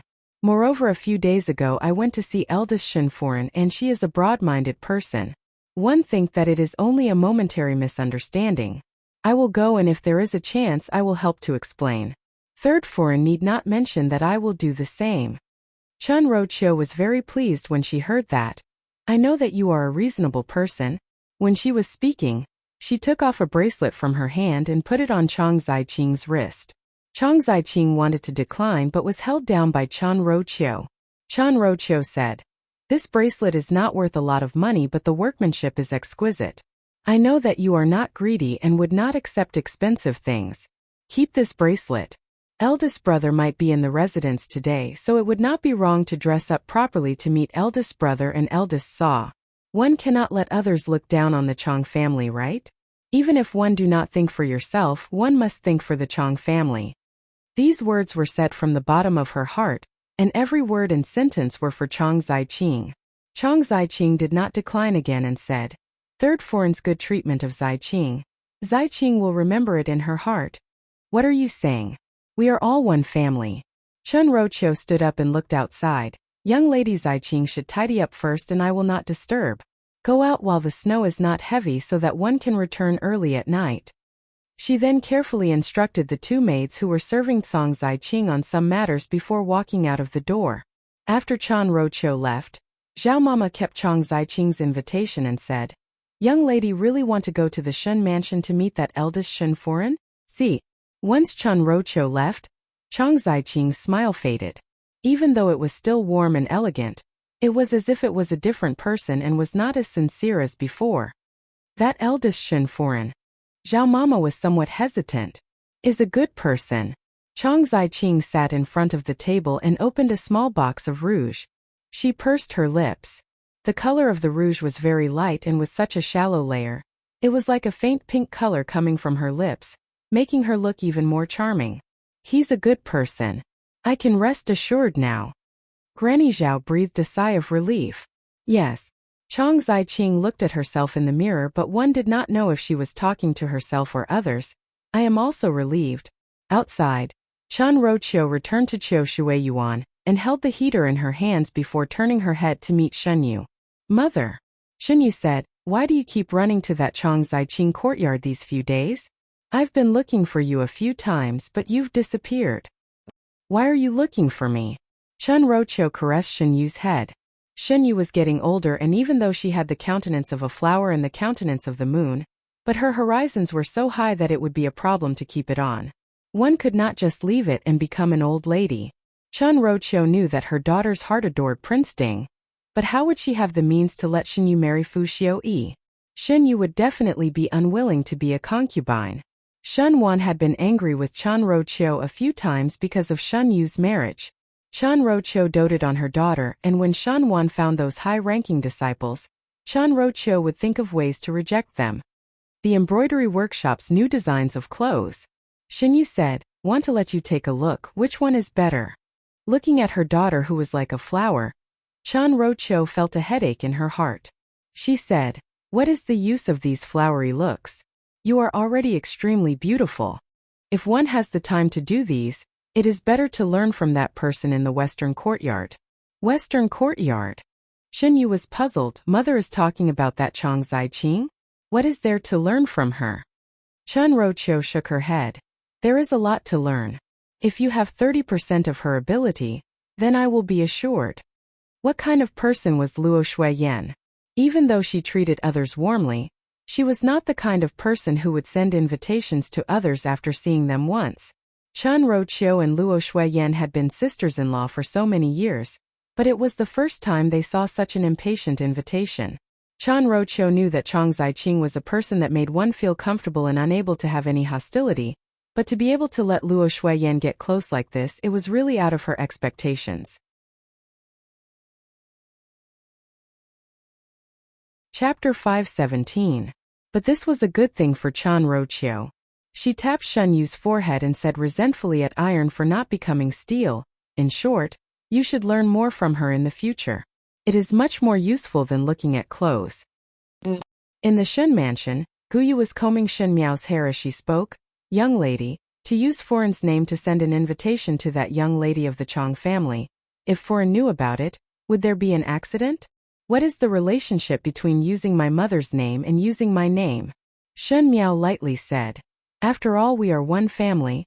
But why did young lady not use her own name?" Jingzhe was wiping the table by the side and was somewhat curious when she heard it. Shun Miao stole Luo Shuiyan's seal and wrote an invitation to be sent to the Shun residence, which made all the maids in the room drop their jaws in shock. It would have been fine if he had impersonated Luo Shuiyan to do something else, But to impersonate Luo Shuiyan to invite a lady who wasn't even close to him, he felt that it was a waste of talent. I don't have much of a relationship with her. Why would I invite her over for no reason? Jingzhe and Guyu looked at each other and both of them did not know how to continue this. Yes, there was no friendship between Luo Shuiyan and Chang Zhaoqing. So was there a need to steal Luo Shuiyan's seal to send an invitation to Chang Zhaoqing? When Tian Ziqing came to visit, one did not see how happy Shen Miao was. Shen Miao's eyes drooped down. Since Luo Shuiyan was not around today, it was better to send the invitation earlier as she would have to meet this young lady of the Chang family alone for a while. Luo Tan was sent away early in the morning, and only Shen Miao could make decisions in the entire residence. Just as he was thinking, he heard a manservant come in from outside to report that the young miss of the Chang family had arrived. So fast? Jingzhe was somewhat surprised. Shen Miao smiled slightly. Those who had a request naturally could not hide their ambitions no matter what. In the past she could not see clearly because she was in the situation and did not care much about the matters of the Shen family. Now was different from the past. She wanted to see how high Chang Ziqing's skills were. Chang Ziqing was led by the servant to the main hall of the Shen mansion to wait. The servant brought the hot tea over, and she quietly sized up the Shen mansion. The Shen mansion was different from the Shen residence. Because the Shen residence was the residence of the old general, the feng shui was very particular, and in addition to old Shen foreign's habits, it was somewhat gaudy. Perhaps it was because Shen Xian and Luo Shuiyan were martial artists in the Shen mansion. The courtyard was spacious and the furnishings in the main hall were squarish, giving one a look of awe-inspiring righteousness. Even though the ornaments were simple, one did not know why, but there was a dignified feeling. The first time Chang Ziqing came here, she did not take a good look, but at this moment, she felt that there was a layer of sweat on her body. It was as if one could not help but sit upright in this place. The maids were minding their own business and no one spoke to her. Chang Ziqing had always had good etiquette and there was no reason to rush. Even after waiting for the tea to turn cold, there was no movement from outside. Chang Ziqing pulled a maid over and asked why Luo Shuiyan had not come out yet. Did something happen? That servant girl was also all smiles, her attitude respectful and polite. She said that she would go and ask, but with a turn of her head, she disappeared without a trace. No one knew what was going on. It was like this several times in a row and Chang Ziqing could not sit still. The first time she saw Luo Shuiyan, she had a good grasp of the other's temperament. She had a candid temperament and was very enthusiastic when dealing with people. Why would she deliberately make things difficult for others this time? For the first time, Chang Ziqing's heart was somewhat uncertain. The maids that were coming and going seemed to be looking at her, but also seemed to not be looking at her. She finally could not sit still and wanted to get up to leave, but heard someone laughing behind her. Qingyi has waited for a long time. Really apologize. Just now one wet one's clothes in the room and had to freshen up and was delayed for a moment. Chang Ziqing was startled for a moment and quickly stood up, but saw a few maids following behind as Shen Miao walked in from outside the door. The young female was wearing a jade green embroidered feather cloak and had a heater in her hands. Most likely she felt warm after entering the room and took off the cloak, revealing a dark purple embroidered long coat and skirt. It was a very gorgeous and complicated pattern, but it was in such a heavy purple color. What was rare was that she did not wear it at all and instead had an air of nobility. That dark purple color made the young female's skin as white as jade. She was petite and delicate, but it was as if she was walking in the 9 palaces. Every step she took was filled with smiles, and one's wealth gave birth to lotuses. Chang Ziqing's mind felt dizzy for a moment. She had seen a lot of people and had also seen a lot of females who said that they had a graceful bearing, including Shen Yu, who was held up by Chan Roqiu without batting an eyelid. But only this Shen Miao could give her a feeling of amazement. That day it was still all right when she was beside Luo Shuiyan, but today she appeared alone and directly stole all the limelight, making one feel pressured. 5th young lady? Chang Ziqing's gaze swept behind Shen Miao. No need to look. Shen Miao smiled gently. It was me who sent you the invitation. Chapter 518. It is me who sent you the invitation, Qingyi. Chang Ziqing was startled and asked with a puzzled smile. 5th young lady is. Last time Qingyi came and left in a hurry, so I did not have a good chat with Qingyi. Qingyi said that she would come over another day, and I waited for a long time but did not see any movements from Qingyi, so I could only send the invitation myself. Fearing that my seal was not appropriate, I used my mother's seal. Qingyi would not blame me, right? Chang Zaiqing looked at the young female in front of her. She was smiling gracefully without any awkwardness at all. If one were to get entangled, it would seem that Chang Zaiqing was being calculative. Chang Zaiqing immediately smiled. How could it be? It is Chang Zaiqing's luck to be invited by fifth young lady. As she spoke, she quietly sized up Shan Miao.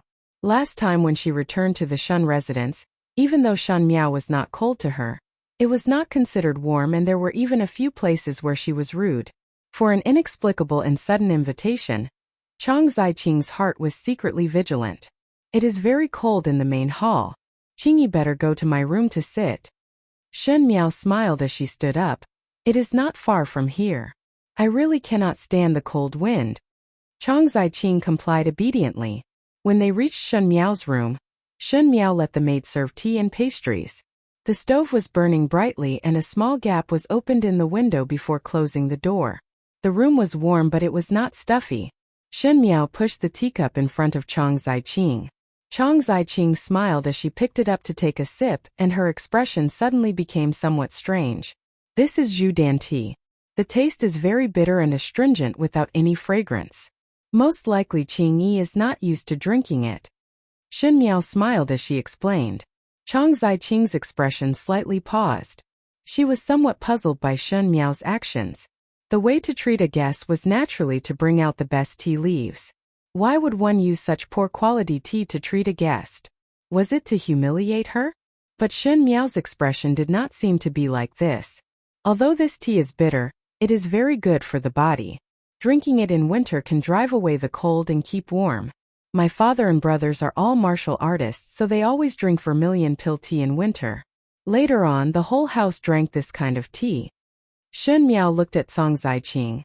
Qingyi is from a scholarly family, and most likely do not like to drink this kind of tea, but our military family is not so particular about it. Chang Zaiqing waved her hands and smiled. Fifth young lady must be joking. The Chang family is just an ordinary family. Even though this Zhudan tea is bitter, it is very good to people. After drinking it for a long time, one would not feel bitter. Shen Miao shook her head. It is easy to force it for a while, but it is difficult to force it for a lifetime. Chang Zaiqing was surprised for a moment and only felt that there was more to Shan Miao's words, and could not help but look at Shan Miao. Shen Miao smiled. Speaking of which, one heard that Qingyi is currently living in the Shun residence. Are the people in the Shun residence treating Qingyi well? All are very good. Chang Zaiqing smiled. They all take good care of me. You and third aunt are like-minded, so you must be very compatible.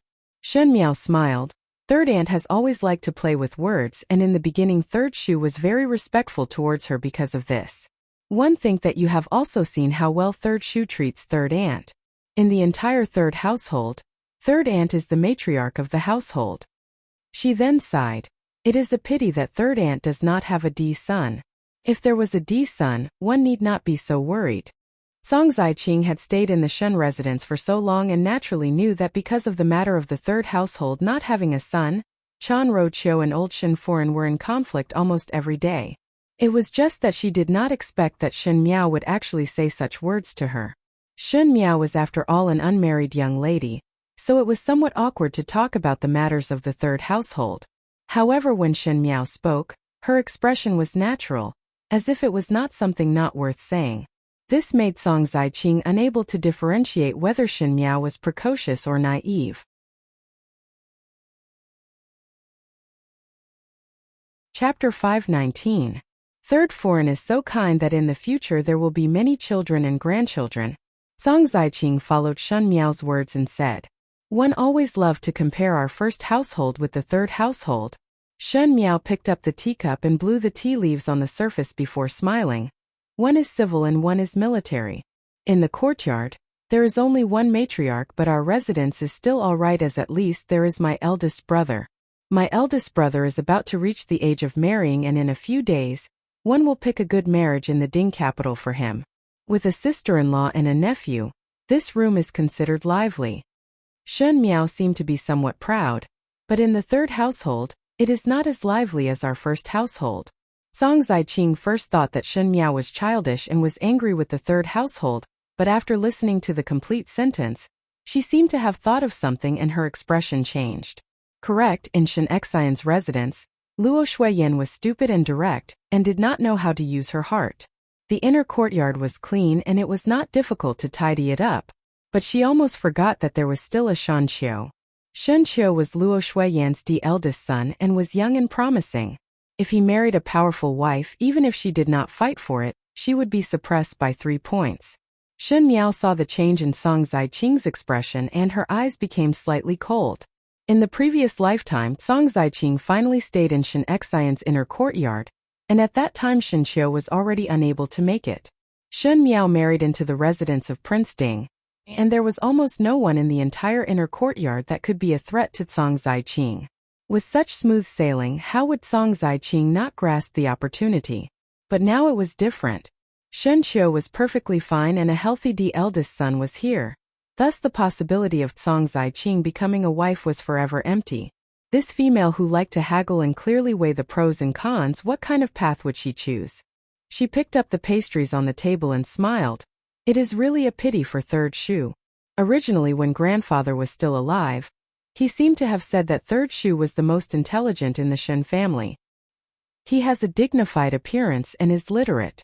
If he had a son, he would definitely be as smart as him. It's a pity that there's only one woman in the third branch, second older sister. Second older sister is now at the age where she's about to get married. When second older sister gets married, there will only be third uncle and third aunt in the third branch. Song Ziqing was originally listening absent-mindedly, but when she heard that her heart moved. Speaking of which, the situation in Shen Xian's and Shen Wan's inner courtyard was similar. Both of them only had one woman, and both of them were so-called lovers. It was just that Shen Yu was older than Shen Miao by 2 years, and Shen Yu was about to get married. It was even rarer for the third household to not have a son. Aunt Qing and third aunt's temperament is similar, and their expressions are also somewhat similar. They are both gentle and understanding, and they know a lot of elegant things. Those who don't know would think that you are a pair of sisters. Shen Miao faced Song Ziqing's probing gaze and spoke unhurriedly, but from what I see, Qingyi is more outstanding than third Shen because Qingyi is younger. Song Ziqing's lips unconsciously rose. She also knew that the people in the Shen residence compared her with Chan Ro Qiu. Like Chan Ro Qiu, they were all scholarly and delicate talented females, but what Shen Miao said was right. No matter how beautiful a female was, when they get older, even if they had great talent, their colors would wither. In comparison, Song Ziqing was more moving. Moreover, Chan Ro Qiu considered herself as a daughter of a noble family, and her actions were somewhat virtuous. But Song Ziqing grew up in a commoner's family and knew how to compromise. When it was time to lower one's head, one would lower one's head and look at others' face, thus everyone would praise her. Song Ziqing's gaze was deep as she thought that she was stronger than Chan Ro Qiu. Shen Miao picked up the tea to drink. The taste of the tea was astringent, but she drank it like honey and revealed a warm smile.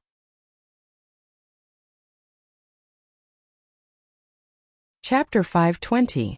Song Ziqing was already 26 years old, and for females of this age in the Ding capital, when talking about marriage, most of them would be the second wife of others, and still have to raise up a child that did not crawl out of her stomach, making it difficult for a stepmother.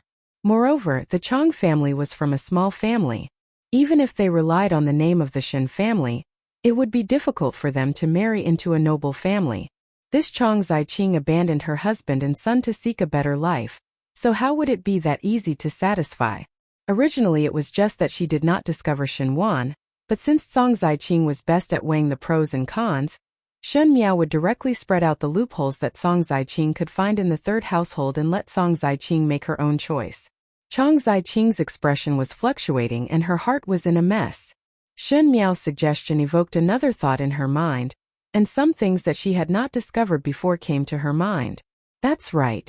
Since Shen Wan liked Chan Ro Qiu's temperament and she was better than Chan Ro Qiu in every aspect, how could Shen Wan not like her? Compared to Shen Xian, who was a martial artist, Shen Wan was a modest gentleman and still had his grace, which made her feel more at ease. But how did today's matter suddenly become like this? She originally wanted to listen to Chun Rochio's words to test Shinexan. She originally had her eyes on Shinexan, but in the end, why did she turn to deal with Chun Rochio? It was because Shin Miao kept talking about irrelevant things that distracted her. It was Shin Miao. Shin Miao? Chang Ziqing suddenly looked at Shan Miao. The purple-clothed girl sat in front of the window. The snow outside had already stopped. The sun came out and shone on the side of her face, which was as white as jade. Her neck was slender. She held the teacup in her hand and slowly sipped on it. However, there was a kind of undetectable majesty to it. Chang Ziqing shuddered. It was as if she had just realized that from the beginning till now, she was the one who was led by the nose by Shan Miao. Shin Miao hammered to the east and hammered to the west. She seemed to be speaking casually, but with a few words, she had directly led the clues to Chun Rochio. Shin Miao's every sentence made Chang Ziqing think of the third household. This girl was definitely not stupid or naive, but more like a monster. When Chang Ziqing thought of the first time she came to the Shen mansion, Shin Miao was rude a few times and her heart kept on jumping. Could it be that at that time Shin Miao already knew what she was planning, so the rude things were actually intentional? Was this the reason why he invited her here today? Shin Miao looked at her and smiled. Aunt Qing, why are you sweating? Do you feel hot in the room? Chang Ziqing suddenly recovered to her senses and looked at Shan Miao with 120% of her attention before smiling. Most likely, Shan Miao lightly said.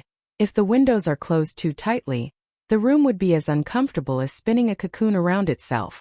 It is better to open the windows as it is much cooler outside. She instructed Jingzhe to open the windows before looking at Chang Ziqing. Qing, am I right? Fifth young lady is right. Chang Ziqing forced a smile and looked at Shan Miao's smile with some fear. Her thoughts were hidden so deeply, but Shan Miao only saw her once and understood what she was thinking in her heart. Such a person was a monster, a graceful bearing. Chang Ziqing rejoiced that she discovered it early.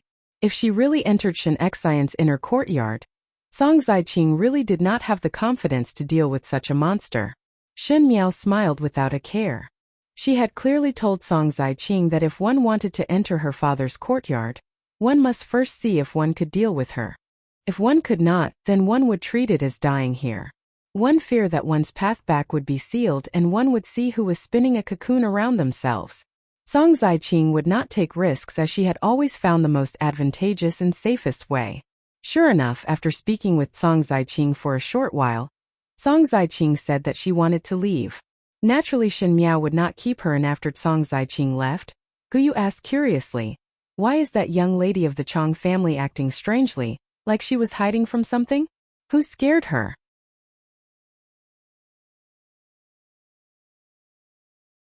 Chapter 521.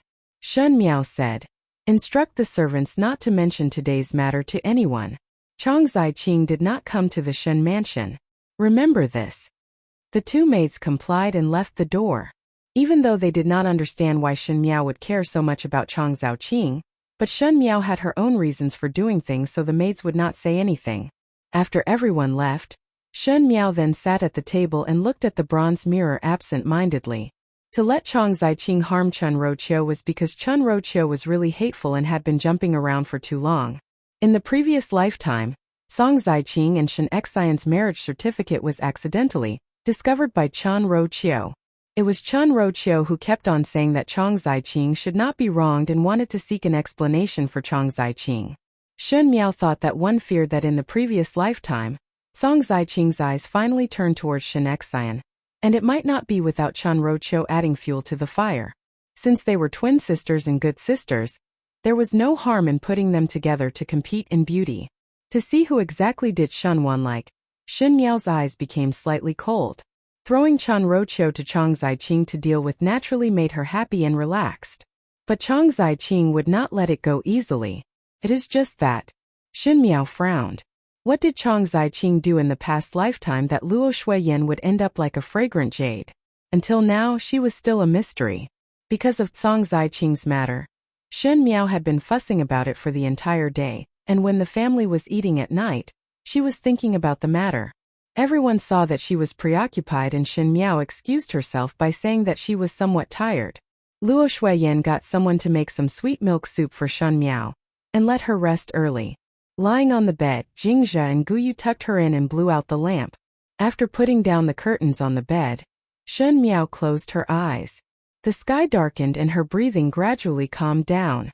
The dark night shrouded the entire Ding capital and Shen Miao's body floated lightly. The sun outside suddenly brightened. She opened her eyes and felt that it was a little dazzling. The air seemed to have become a little hot, like it was summer. It was supposed to be early winter, so how could it be summer? Shen Miao sat up and felt a strange headache. When she looked down, she discovered that she was sitting on the soft couch in the room. A woman's voice came from the inner room. An extremely bitter medicinal smell wafted out from within. The medicinal fragrance was actually somewhat familiar. Shen Miao stood up. There was not a single maid in the room and the voice of the woman inside was getting clearer. She thought for a moment, then went into the house to take a look. In the spacious room, the windows were tightly shut. The weather was already very hot, and with the windows tightly shut, it was almost suffocating. Coupled with the irritating bitter smell of medicine, it was as if something was stuck in his chest, making him feel strangely stuffy. Shen Miao walked a few steps and wanted to close the window, but she heard someone saying, "Go and open the window. My heart is so stuffy." Shen Miao was surprised for a moment. The female lying on the bed had a haggard face and was wearing a dark apricot-colored cotton gown. Most likely it was because it was too hot that her hair was soaked in sweat, and the clothes on her chest were mostly drenched in sweat. Her face was ashen and there was a look of death in her eyes. Shen Miao's eyes widened. That was Luo Shuiyan. When had Luo Shuiyan ever looked so haggard? It is better for older sister to lie down properly. The female sitting by the bed comforted. It would not be good if one were to catch a cold in this kind of weather. Shen Miao turned her head to look at that female.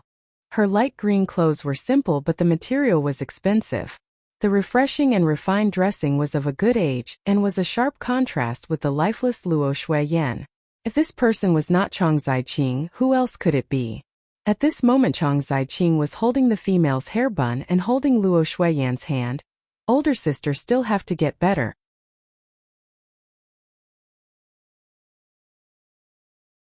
Chapter 522. I cannot do it anymore. Luo Shuiyan's breath was like silk and there was no more vitality in her eyes. My child is gone and there is no hope. So what if the days are peaceful, wasting these medicinal herbs for no reason? Older sister must not say that. Chang Ziqing said, if fifth young lady knew that you are thinking like this, one do not know how sad her heart would be. Jiao Jiao. Luo Shuiyan's eyes were in pain. Shen Miao took a step forward and wanted to hold Luo Shuiyan's hands but passed through Luo Shuiyan's hands. It was as if she did not exist. Jiao Jiao hates me. Luo Shuiyan closed her eyes, but what can I do? The Shen family cannot be tied together with Prince Ding. Prince Ding can hide from Jiao Jiao but not me. Jiao Jiao now even hates me and Xian and is not even willing to see me. With Prince Ding's current actions, what would Jiao Jiao do in the future? There is no way out. The more she spoke, the more painful her heart became. Suddenly she used a handkerchief to cover her mouth and coughed violently a few times. When she opened the handkerchief again, there were dark red bloodstains on it. Older sister, do not think about it. Chang Ziqing supported her and comforted. Fifth young lady is only thinking wrongly for a moment. Perhaps His Highness Prince Ding really treats her well. Moreover, there is no overnight hatred between parents and children. Fifth young lady will understand in the future that this hatred is only temporary. Shen Miao glared at Chang Ziqing. Chang Ziqing's words seemed to be comforting, but in fact it was adding oil to the fire as it confirmed that Shen Miao hated Luo Shuiyan. In the past life when she married Fu Xiuyi, even though she wanted the Shen family to help but Fu Xian was not willing, thus there was some resentment, but it was not worthwhile to say that she hated. Now that Luo Shuiyan was on her last breath, how would she not be distressed when she heard Shen Miao hate her? Shen Miao's eyes blurred for a moment before she saw Chang Ziqing's opposite. There was a female wearing a golden embroidered autumn dress sitting on a chair with an impatient expression. The woman was also young. She had delicate features but she wore heavy makeup, which made her look a little strange. Shen Miao opened her mouth. Who else could it be if it was not her? Chang Ziqing smiled. Fifth young lady must not be angry with Furen. It is just a matter of military strength and it is very important. The general and elder sister probably have their own considerations. That's why they're doing this. We are all one family. Since I have married into the residence of Prince Ding is also half a Shen family. Why would father and mother treat him like an outsider? I know that father and mother did not like me since young, so they left me in the Ding capital and even implicated your highness. Chang Ziqing smiled again. What is fifth young lady saying? Even though the general and older sister are not as close to young lady as eldest young master, but blood is thicker than water. I do not care. The young Shen Miao said arrogantly. It is said that Qing Yinyang is the most intelligent. Can you think of a way for me? Let father and mother agree to lend troops to your highness? Chang Ziqing seemed to be in a difficult position and said after a moment, since fifth young lady is Foreign's biological daughter, Foreign would definitely love fifth young lady. Not to mention anything else, if fifth miss were to complain to madam, perhaps madam would agree to fifth miss's conditions. If it is really not possible, one can be like that young child and make a fuss. She smiled, but these are all my nonsense. Fifth young lady should reconsider. Shen Miao, who was watching at the side, was already livid with anger. How was Chang Ziqing mediating? This was clearly instigating. Shen Miao recalled that in the previous lifetime, Luo Shuiyan did not tell anyone about her miscarriage. She wanted to wait until the fetus was stable before spreading it out, but who knew that there was a change in the middle? Coincidentally, Prince Ding wanted to borrow troops from Shen Xian, but Shen Xian was naturally not willing. Shen Miao looked for Chang Ziqing to complain, so Chang Ziqing let her to speak and let her be angry with Luo Shuiyan.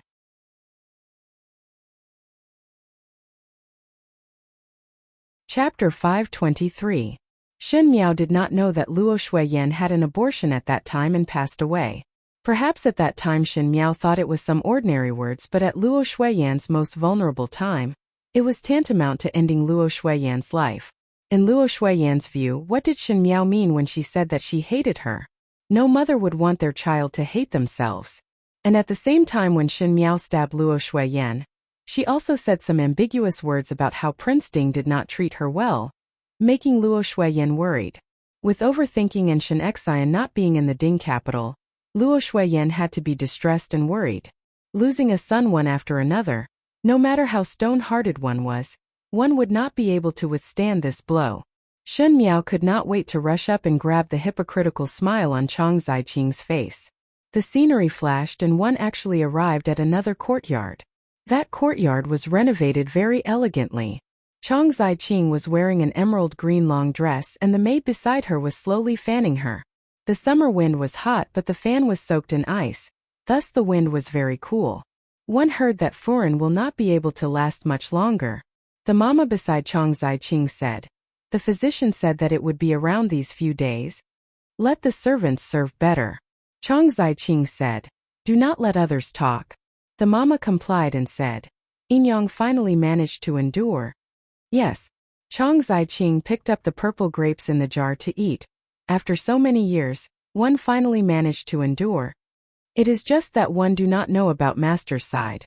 The general deeply loves older sister and naturally would be sad. Chang Ziqing gently smiled.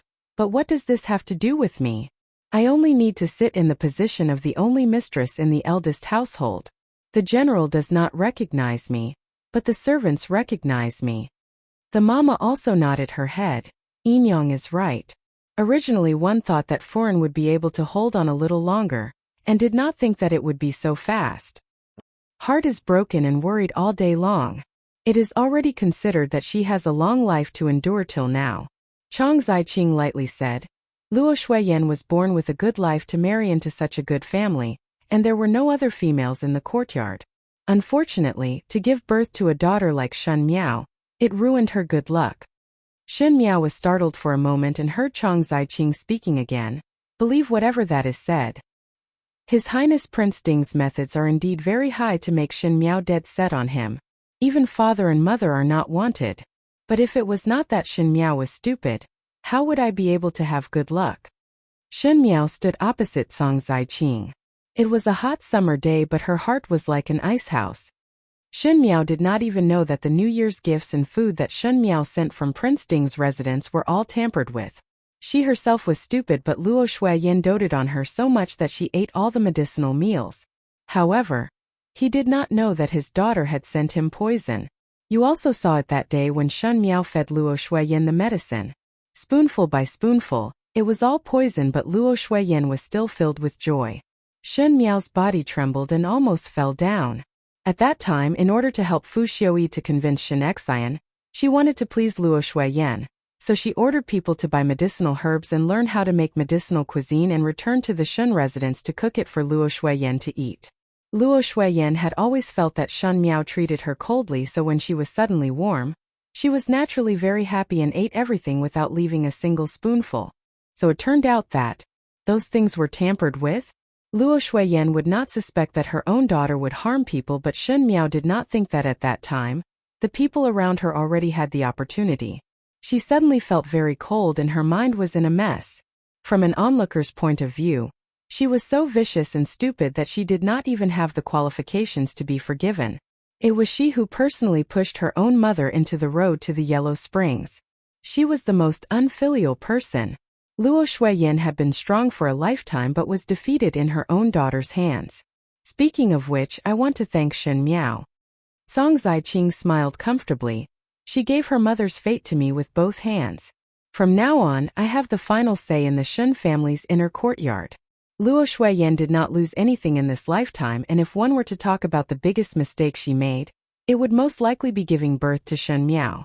Shen Miao is indeed a harmful person. Suddenly there were maids rushing over from a distance, and their shadows were pulled into a long line under the summer sun. That voice was also sluggish and had beads of sweat on it.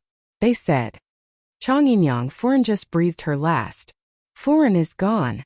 Furen is gone." There was a rumble of thunder as it spread out between heaven and earth, lighting up the Ding capital in the night. The sound of the rain and the thunder and lightning completely covered up the cries of the people in the room. Shen Miao's face was full of tears as she screamed, "Mother, mother, it is my fault. It is my fault. I should not like Fu Xiuyi. I will not like him anymore. It is my fault. It is my fault. Mother." At the side of the bed, the winter's thunder shone on her pale face, making her look as miserable and desperate as a ghost. The purple-clad youth stood at the side of the bed and stared at Shen Miao with a complicated expression as she kept struggling in the nightmare. After a moment, the person finally sighed slightly and stretched out his hand.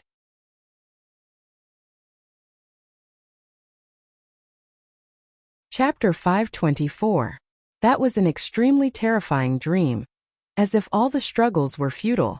She knew that the ending would be extremely tragic, but she was unable to stop it from happening, and could only watch as everything reached an irreversible stage. She was a murderer. There was a rumble of thunder. It was the early winter weather, but there was actually such lightning. Shen Miao sat up quietly in her dream and gasped for breath. Her hands unconsciously grabbed onto something, and felt that someone was gently patting her back. The strength of that hand was gentle and had a reassuring strength. She leaned in the other person's embrace and grabbed her neck. She only felt that her face was full of sweat, and she was almost out of breath. That person had a good temper and allowed her to curl up. He paused for a moment before reaching out to the back of Shen Miao's head, and pressed her into his embrace. Shen Miao's body trembled so much that she bit his shoulder. His body trembled, but he did not move and only patted Shen Miao's head soothingly. One did not know how much time had passed before the thunder gradually subsided, and only the pitter-patter of rain could be heard from outside the window into the room. Shen Miao's heart gradually calmed down and she released her mouth. The tip of her nose touched something cold and it was a golden button. It was an extremely intimate posture with the other person. She slowly sat up from that person's embrace. The latter got up and after a moment, the room was lit up. Someone placed the oil lamp on the small table in front of the couch and walked to the side of the couch to sit down. His brows were deep and handsome, as usual elegant and noble. If it was not Xie Jingxing, who else could it be? Under the light of the lantern, his gaze was less cynical than it was in the past. It was more comforting, and there was a faint hint of concern. Shen Miao's heart shrank.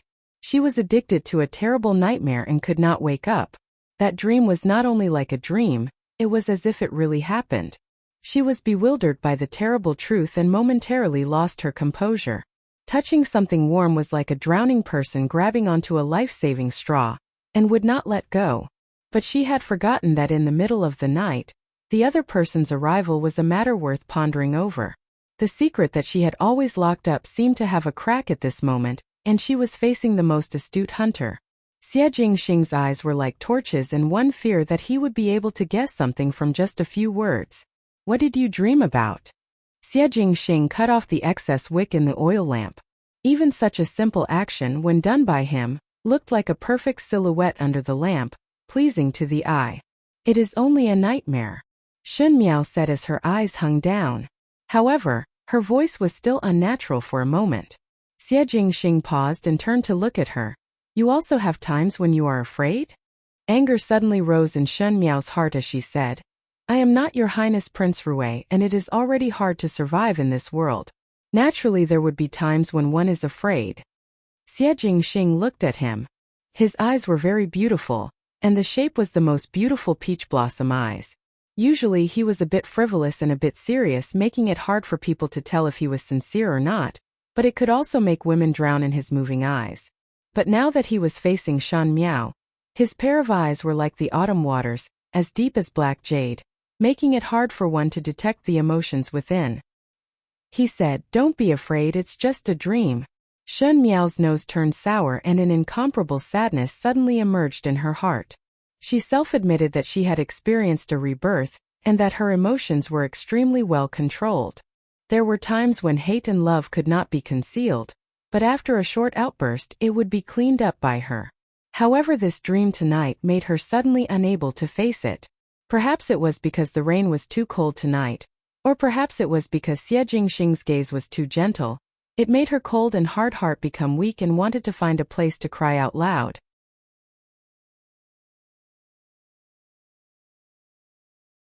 Chapter 525. She felt a blur in front of her eyes and something was on her face. When she looked up, Xie Jingxing was holding a handkerchief and was wiping her tears. She finally cried out. That youth's hands were slender and with his head slightly bent. The movements of his hands were very gentle and his eyes were very serious, as if he was doing the most delicate thing in the world. Long eyelashes drooped down and he was already as handsome as a painting. Without the indifference and naughtiness of the day, he was like the most gentle couple, like an elder brother and also like a friend. Shun Miao was somewhat absent-minded. Until Xie Jingxing finished wiping and saw her gaze, he raised his eyebrows. Not crying anymore? She shifted her gaze. Many thanks. This time the thanks was finally not as dry and sarcastic as before. It was the first time such a gentle tone was used. Xie Jingxing also looked at her with some surprise before his lips hooked up into a smile and touched her head. What did you dream of? You keep saying that it is Shenforen. Where did you do wrong? Shun Miao was startled and looked at Xie Jingxing. What did I say in my dream? Xie Jingxing muttered to himself for a moment before saying, Say that Shenforen you are wrong and say sorry to Shenforen. He asked thoughtfully, What mistake did you make in your dream? It was so serious. When Shun Miao heard it, she was relieved and said perfunctorily, Nothing much. It was just a dream. She did not know that her relieved look was seen by Xie Jingxing. Xie Jingxing's fingers slightly bent. But Shun Miao suddenly thought of something and looked at him. It is so late. Why did you come over? Even Shun Miao herself did not realize that she was already used to Xie Jingxing barging into others' boudoir in the middle of the night. At this moment there was no anger in her question, as if it was a very ordinary matter. Xie Jingxing took out a letter from his sleeves, originally intended to give you a gift. Shun Miao looked at him inexplicably before taking the letter, and was surprised when she saw it. The densely packed things in the letter were not other than Chang Ziqing's matters in the Lu province, including the fact that Chang Ziqing had a husband and son that she abandoned. These secrets were all Chang Ziqing's secrets. She was surprised for a moment, but it was not because of the contents of the letter, but because Xie Jingxing would give it to her. You don't seem surprised. Xie Jingxing tilted his head and looked at her. You already knew? It is still thanking Prince Rui's good intentions. Shun Miao kept the letter. Prince Rui must not intervene in this matter. I will do it myself. Xie Jingxing looked at her for a while before shaking his head and smiling. It is this prince who is nosy. Shun Miao was silent for a while and did not know why, but she felt that the room was somewhat cramped. She lowered her head and her eyes unconsciously landed on the corner of Xie Jingxing's robe by the side of the bed. The material was very gorgeous and the golden embroidery was exquisite. It was as if she could feel Xie Jingxing's probing gaze on her. Shun Miao raised her head and tried to look at him calmly. If there is nothing, you can go back. Xie Jingxing stared at her. Shun Miao frowned slightly. This person had pulled her out of her nightmare, so she should indeed thank him. But what kind of person was Xie Jingxing? One would be able to see the general trend from the small clues. The longer one stayed with him, one feared that one would be eaten up until there was nothing left. Shun Miao did not want her secret to be exposed in front of others. Moreover, Xie Jingxing's identity was so sensitive. Even if Xie Jingxing did not show any hostility towards her, Shun Miao did not dare to be too assured. Xie Jingxing said, "The rain is so heavy and you let me leave?" The rain outside the window was accompanied by the fading thunder, as if it would not stop for the entire night. Shun Miao was so angry by his words that she almost forgot the heartache just now and said, "Could it be that Prince Rui still wants to stay the night here?"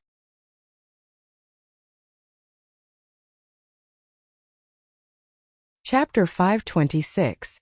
Xie Jingxing's eyebrows moved. "Good idea." "Xie Jingxing." Shun Miao cried out. "You call me by my Xiao name smoothly." Xie Jingxing stuffed the handkerchief that he used to wipe Shun Miao's tears into her hands. "Sleep. I will leave once the rain stops." Shun Miao was so exasperated that the charming atmosphere in the room disappeared in an instant. How would there be a young lady sleeping with a strange male watching over her? What kind of shameful matter was this? Xie Jingxing did such unruly things all day long. "With Prince Rui here I cannot sleep." Shun Miao looked at him expressionlessly. With Xie Jingxing's interruption, the depression that she had because of Cong Ziqing dissipated by a lot and even her face relaxed a lot. Xie Jingxing reached out to lift her chin and forced Shun Miao to stare at his eyes as he said slowly, "Look clearly. This prince is of royal blood and has the aura of a true dragon. With this prince staying in your room, demons and monsters would not dare to come, so you would not have nightmares."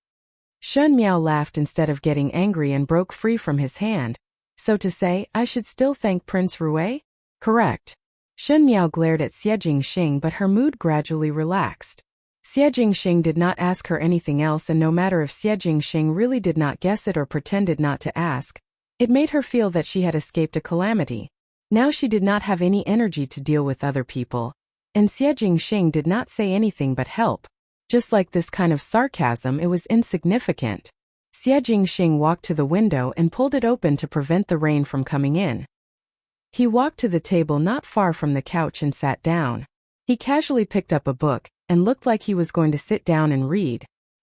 He did not even turn his head back as he said, "With this prince here, you can rest assured and sleep."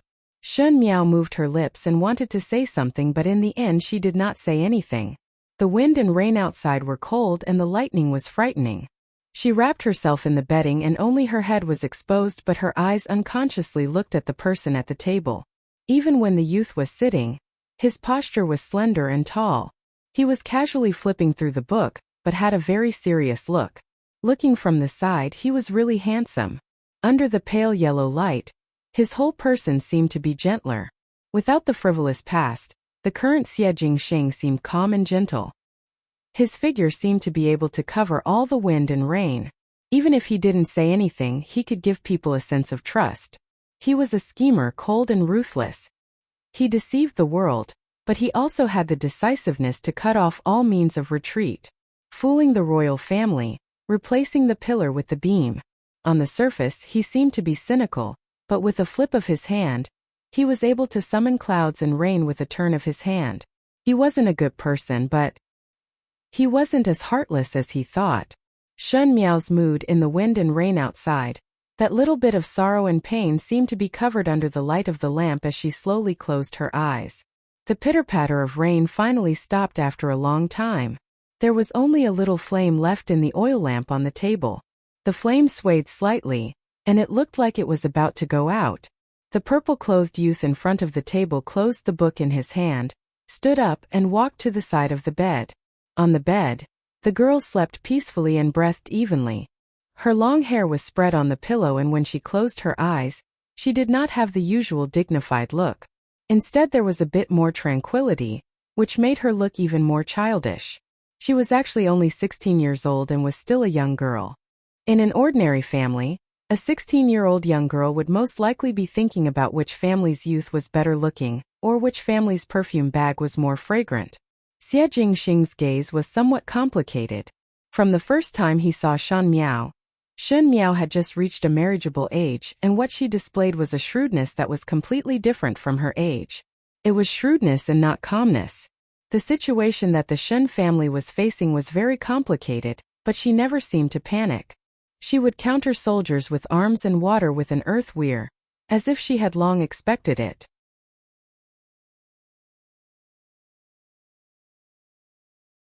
Chapter 527.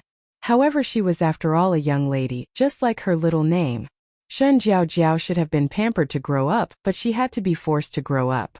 Never showing weakness did not mean that there was no weakness.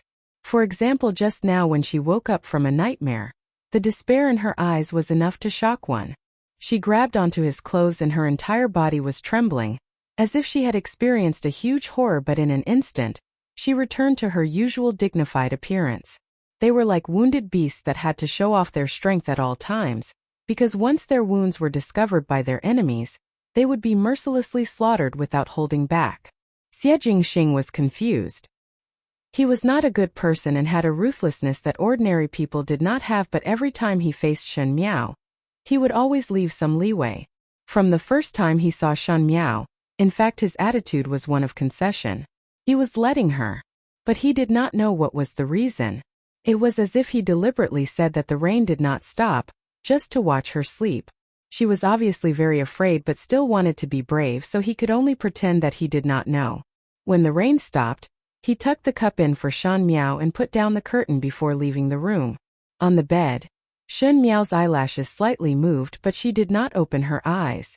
The residence that was separated by a wall from the Shen mansion had now been bought by Prince Rui. Xie Jingxing walked out from inside and Tai Yi and Nan Qi, who were waiting outside, quickly followed. The invitation from the palace has been accepted again, Xie Jingxing said. Tai Yi was surprised for a moment. Did not master say not to go? Changed mind.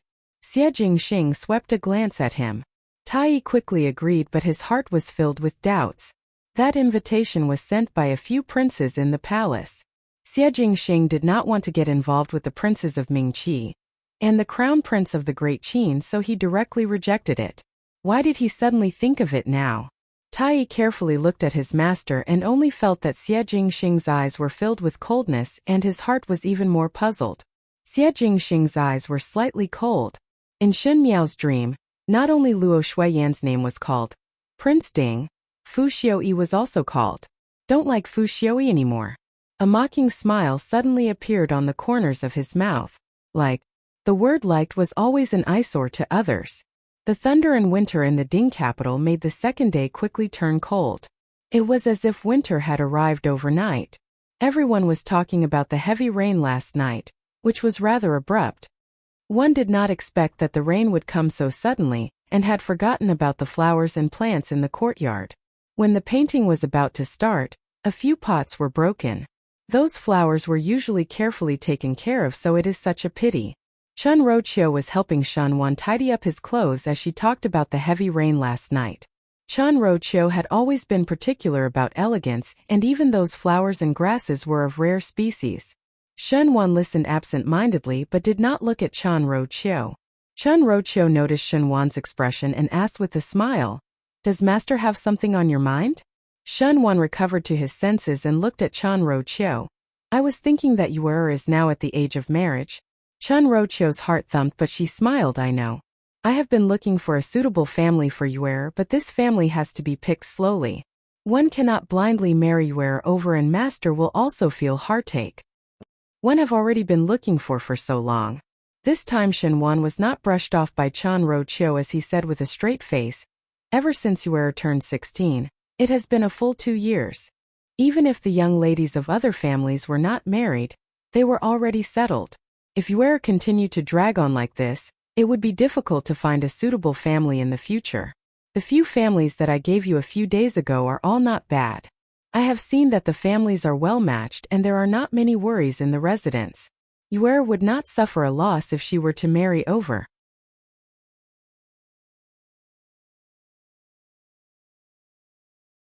Chapter 528.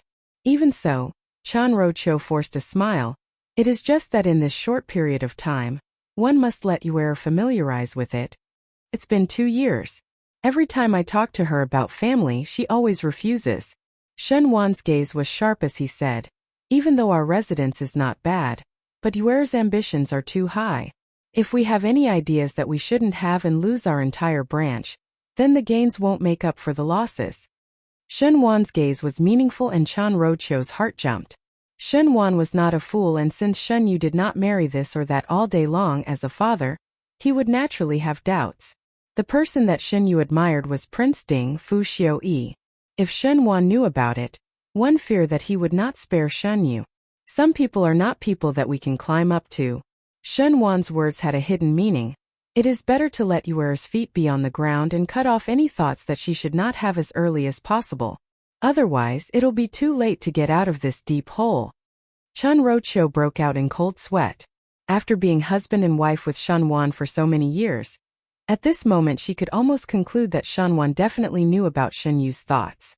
But Chan Rocho was very clear of Shen Yu's temperament. In the beginning, when Shen Miao was still around, Shen Yu's heart was on Prince Ding.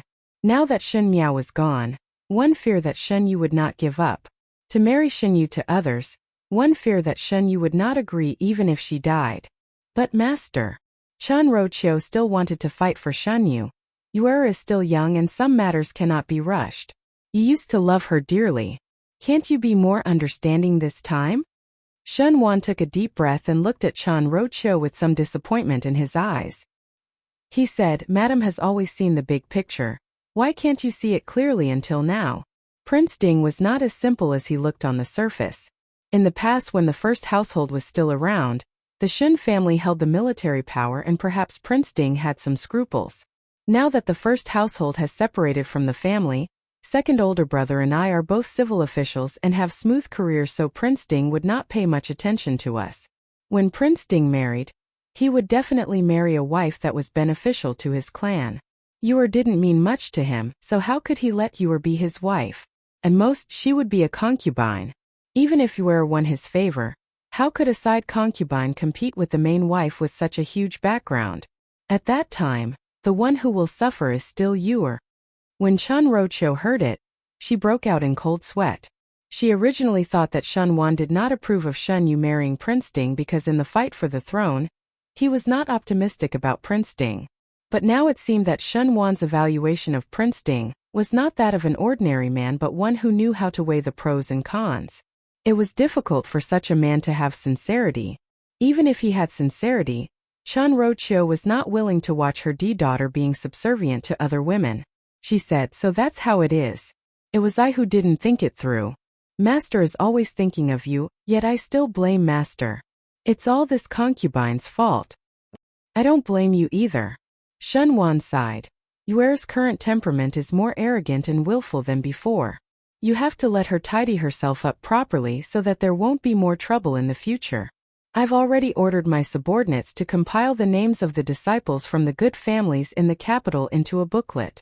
I'll have someone send it to you later. Pick some of them and let Yuer meet them another day. After a pause, he said, this matter really cannot be dragged on. Chan Rocho just got to know of the matter and this time she stood on the same side as Shen Wan. Thus she immediately agreed. After Shen Wan went to court, the booklet was sent back.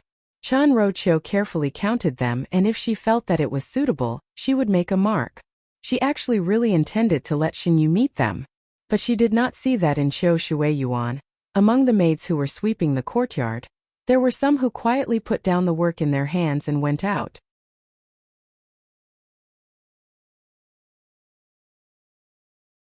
Chapter 529.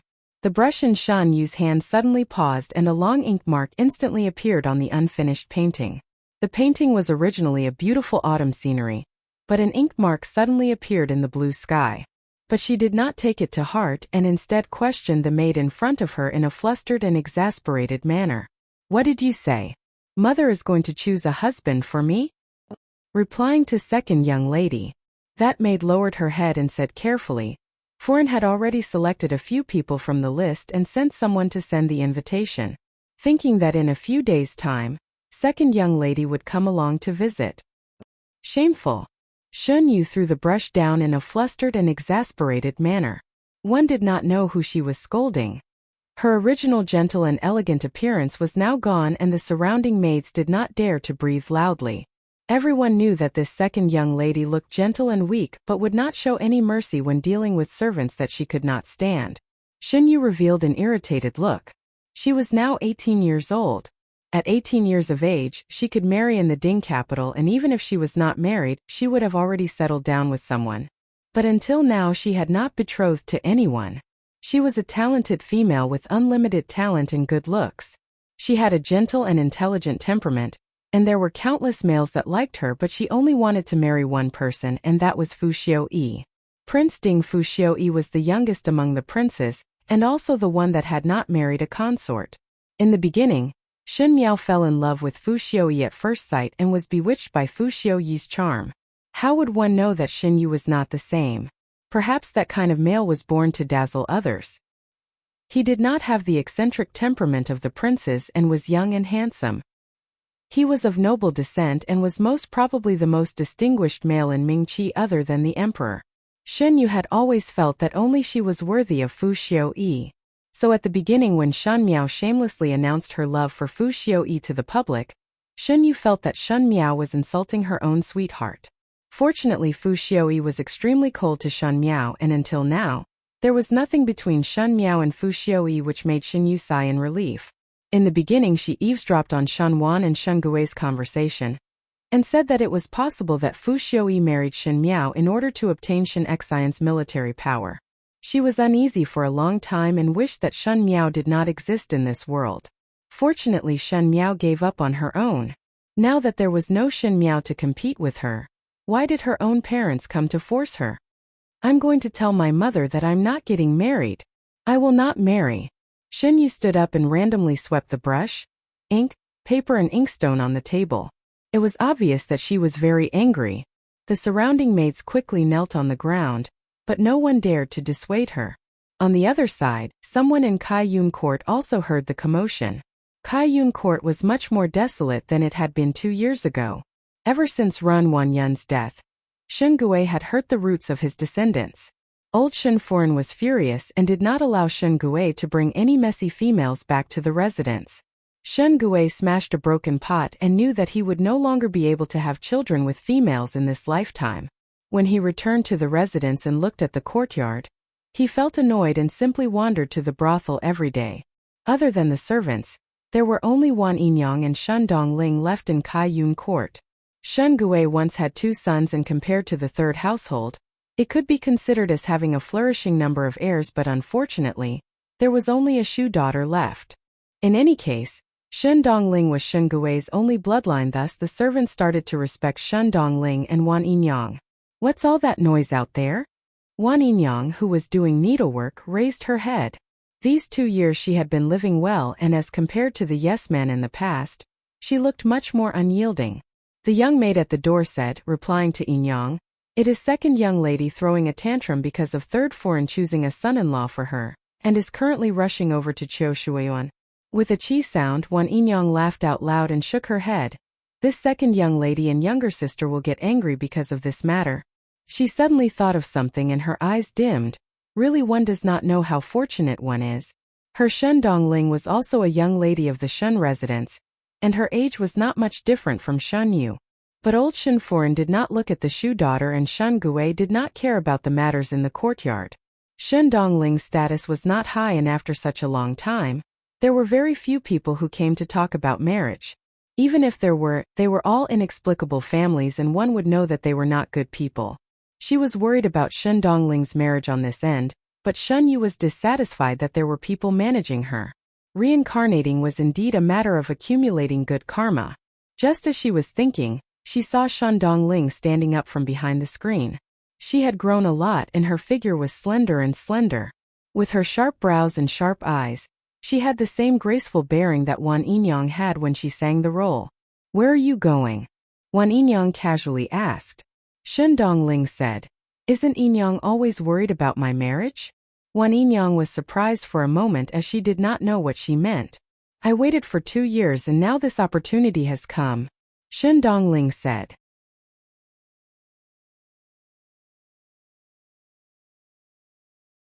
Chapter 530.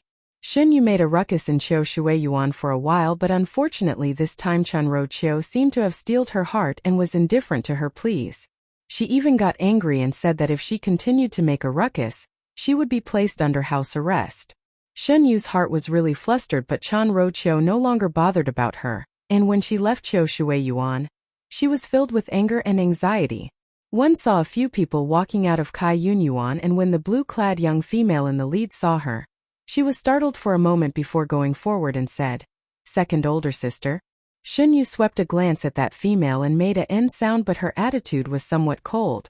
This female was not someone else but the Shu daughter of the second household, Shen Dongling. In the past, Shen Dongling was suppressed by Ren Wanyun and would not leave the courtyard all year round.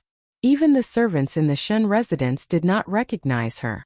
Ever since Ren Wanyun's death, Shen Gui was diagnosed to be unable to have an heir, and Shen Dongling became the only bloodline of the second household.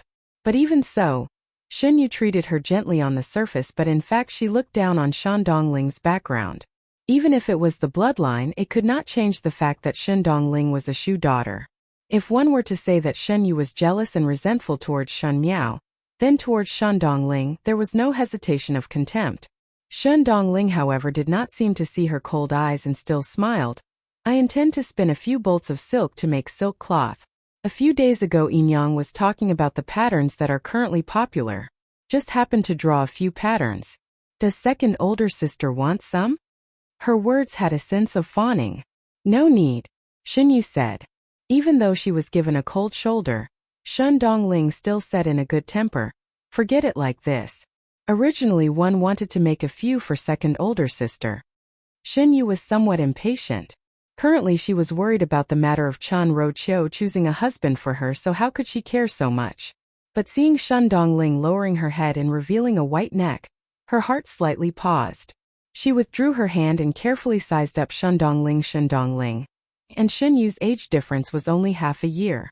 If one were to say that among the original daughters of the Shen family, Shen Qing was generous, Shen Yu was elegant, and Shen Miao was delicate and pretty, the three of them had the unique temperament of a D daughter, then Shen Dongling had the unique charm of a Shu daughter. In the beginning, Wan Yinyang was a part of the opera troupe, and since she was a Hua Dan, she would have some good looks. Shen Dongling did not look like Shen Gui, but was almost the same as the young Wan Yinyang. She had big eyes and a sharp chin, which made her look like a pretty lady. However, compared to those domineering concubines, Shen Dongling was always submissive and docile. She didn't fight or make a fuss, so she suppressed her concubine a bit. But after a careful look, she also looked like a beautiful woman who had just grown up. Shen Yu's heart suddenly moved, and she took the initiative to pull Shen Dongling's hand and said with a smile, "I did not let you do it for me because I am afraid that you will be tired. You are a proper young lady in the residence and not an embroidery lady in the embroidery workshop. What is the matter with doing needlework all day long?" Shen Dongling was surprised for a moment, as if she was surprised that Shen Yu was suddenly so intimate. Her face turned slightly red and she was somewhat overwhelmed by the favor. "Second older sister's words are too heavy. Normally I do not have anything else to do, and Yinyang told me to do needlework, so I did some. It is not a hindrance." Wan Yinyang seemed to have been suppressed by Ren Wanyun for too long that her temperament became tamed. Now that she had turned around, what she loved to do the most was to do embroidery in the courtyard. Shen Dongling followed her temperament. Seeing Shen Dongling being so obedient, the smile in Shen Yu's eyes became even more intense. "Your temperament should be changed. It is a good thing to be honest and love to do embroidery, but which young lady would do it all day long? Tomorrow I will go to the jewelry shop to pick some jewelry. Come along with me. There are some new styles this year and perhaps you will like it. If you see anything, I will gift it to you."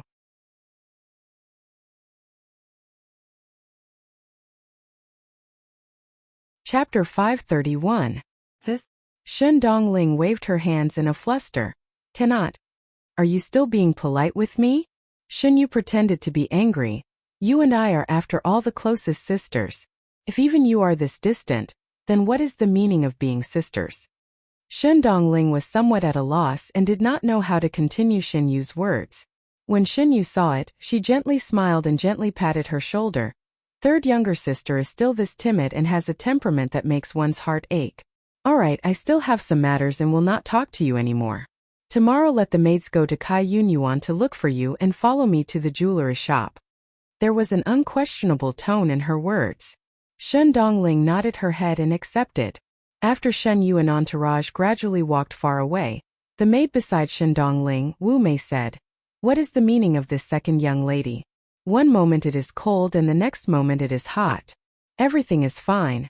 Why did she suddenly think of inviting young lady to the jewelry shop?"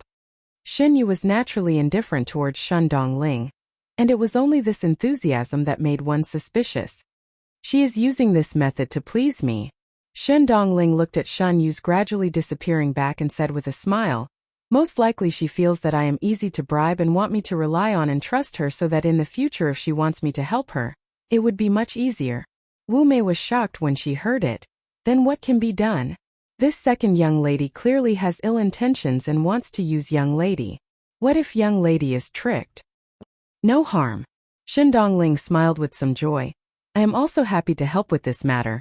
Just like how she gave me jewelry. I am not a saint, so there is no reason not to want good things. She said. It is just that she is short-sighted. Shen Yu, who was walking towards Qiu Shui Yuan, had a heavy gaze, and her mind was filled with Shen Dongling's weak and obedient look. Both were graceful and virtuous ladies. Both were in their prime of age and both were daughters of the Shen residents. Without any reason, Shen Yu had an intuition that if she could win over Shen Dongling, perhaps it would be of great use to her in the future. At the same time that Shen Yu was making a fuss at this end, at the other end, at the entrance of the western courtyard of the Shen residence, there was someone moving flowers outside. The bustling sound seemed to be a little lively. Shen Wan passed by the door of the west courtyard and happened to hear an old maid exclaiming, "Miss, be careful." Shen Wan looked in the direction of the voice and saw a young woman moving an extremely heavy flower pot onto the stage. Probably because the flower pot in her hand was too heavy, she almost fell on her foot. The nanny at the side heaved a sigh of relief. The woman turned around and smiled at the nanny. Her smile was as beautiful as a flower. Shen Wan's footsteps halted. The woman wore a jade green dress with a jade green floral skirt. Her hair was in a lily bun, and there was an agate hairpin in her hair. There had been a thunderstorm last night, and this morning the sun had risen. She could not be considered to be devastatingly beautiful, and could only be considered elegant. However, the sunlight shone on her forehead until the beads of sweat sparkled. Because of the sweat, there was a slight blush on her face. There was an indescribable beauty about her. Everyone had the heart to love beauty. Even though Shen Wan did not like female charms, it did not mean that he would be indifferent to beauties. In his inner courtyard there was only Chan Ro Chiu. Even though he was in love as time passed, he would feel somewhat bored. But now that he saw this beauty in the midst of heaven and earth, naturally he could not help but stop. It was like admiring a painting or a poem that he liked. At this moment, Shen Wan did not have any other emotions. He had never been very enthusiastic about the matters between men and women. That female seemed to have noticed that someone was looking at her, and turned her head over. When she saw Shen Wan, she was surprised for a moment before walking over. She walked in front of Shen Wan without any embarrassment or shyness, and gracefully bowed. Third Master.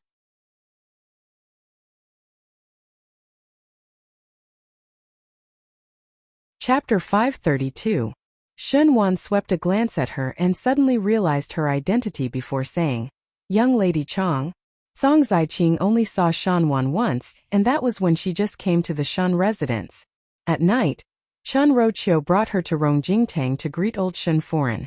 The lights were dim at night and everyone were thinking about the matters of the day, thus Shen Wan did not pay attention to Song Zaiqing. One did not expect that upon closer look. It was a rare beauty with such temperament. Thinking that Chen Roqiu and Song Zaiqing seemed to be on good terms, his attitude became more intimate. "What is young Lady Chang doing?" Shen Wan asked with a smile. Song Ziqing turned back to look at the flower terrace at the courtyard entrance and smiled. It rained last night and many of the flowers were drenched and damaged by the wind. I am bandaging them. Bandaging? Shen Wan was somewhat curious and asked, how to bandage flowers? Song Ziqing gently smiled. Third master, just watch. Shen Wan walked over to the flower terrace to take a look and indeed saw those scattered flowers. Some were wrapped in cloth strips and some were smeared with something like medicine, but it was carefully arranged neatly. There were some scissors and cloth strips around, and there was a flower that was broken in half, but it was actually connected back together. You really have a heart. Shen Wan sighed. It is rare to be willing to put in effort. After the thunderstorm last night, the flowers and plants were inevitably damaged. Even Chan Roqiu, who loved flowers, felt it was a pity before throwing away those flowers and plants. The flowers and plants that were destroyed were no longer as beautiful as before, and it was annoying to keep them. One did not think that Song Ziqing was willing to take care of these flowers and plants.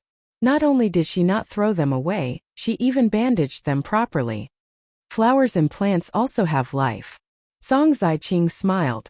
Since one say that one love flowers, one cannot forget one's original intention upon encountering such a matter. All living things have a spirit, and one cannot be a person who says one's mind is different.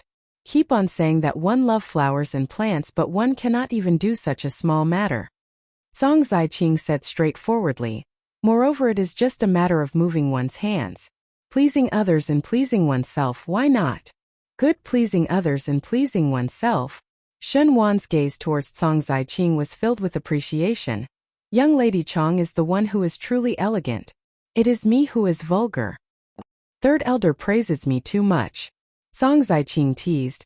Everyone are common people, and I also have selfish motives. If I can raise the flowers and plants well, in the future I will feel more at ease living in the residence. There's always something we can do. Shen Wan laughed heartily. Chong young lady worry too much. Even if Chong young lady do not know how to plant anything, there would not be anyone in the Shen residence who would want to chase you away. Song Ziqing also laughed along. Then many thanks, third master. She suddenly thought of something and looked at Shen Wan. Speaking of which, I accidentally set up a game of chess yesterday, but I couldn't solve it no matter what. I originally wanted to ask third madam to help me take a look, but third madam seems to be a little busy today.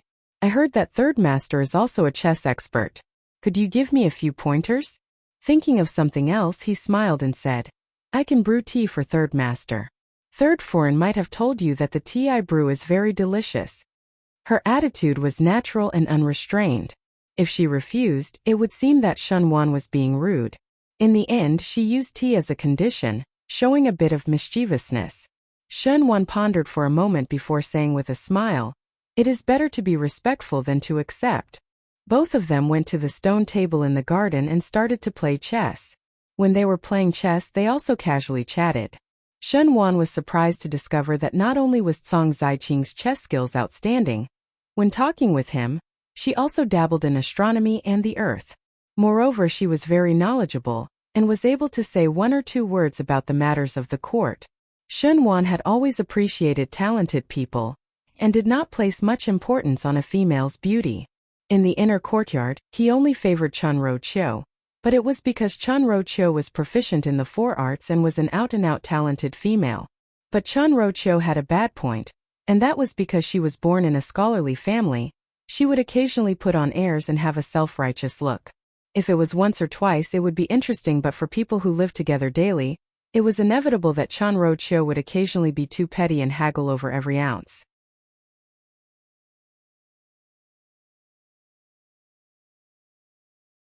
Chapter 533. Song Ziqing was very different.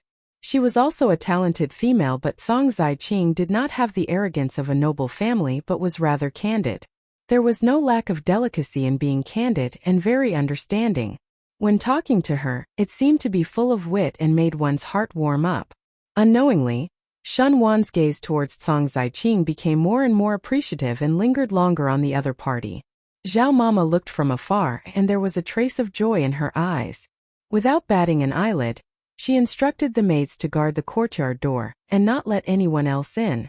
As such, in the imperial palace of Mingqi, it was exceptionally lively today. In order to entertain the two guests from the Qin country and the Great Liang, the Crown Prince specially set up a banquet.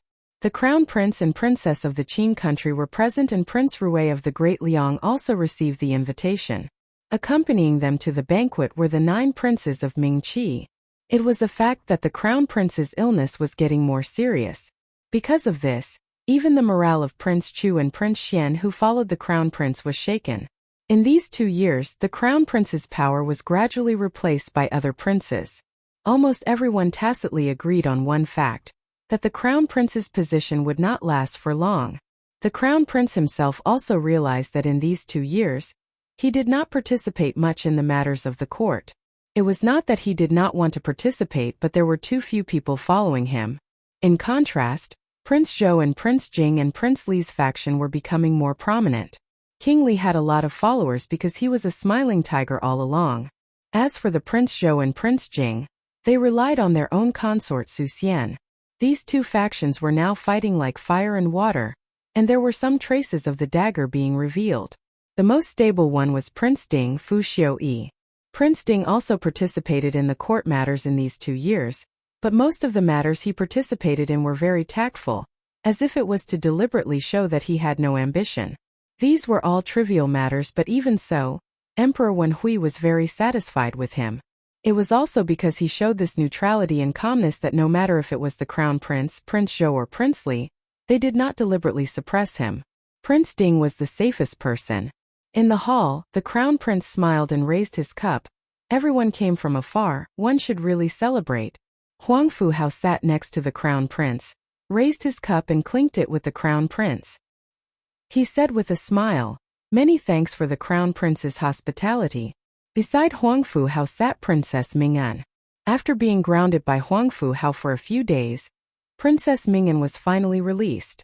Today, she was also dressed up, and she looked at the purple-robed youth sitting opposite her with a loving expression. Unfortunately, the falling flower had a yearning, but the heartless brook was heartless. Prince Rui's face was half covered, but his eyes did not look at her at all. However, he did not look at the Crown Prince. Instead, he stared at the wine cup, and no one knew what he was thinking. The Crown Prince smiled and asked, "Why does Prince Rui not drink wine? Is the wine not to your liking?" Prince Rui's lips hooked up. One's body is not well and should not drink alcohol. It was an undisguised slap to the face. Even though this Prince Rui had been mysterious ever since he came to Mingqi, and one could not see any clue from his attitude towards Mingqi, but the etiquette was complete. Today, everyone present could not help but have a thought in their hearts. Prince Rui of the Great Liang seemed to be somewhat unhappy. But out of nowhere, who had provoked him? There was some awkwardness on the Crown Prince's face. Fu Xiuyi opened his mouth. "Since that is the case, Your Highness Prince Rui will use tea to replace wine. Someone come and serve tea to Prince Rui." Fu Xiuyi opened his mouth and continued the Crown Prince's words. The Crown Prince's expression became better, and was somewhat grateful to Fu Xiuyi. The rest of the princes were in agreement with Fu Xiuyi's words. Even though Prince Rui's background was not small, no one was willing to be submissive in front of other countries.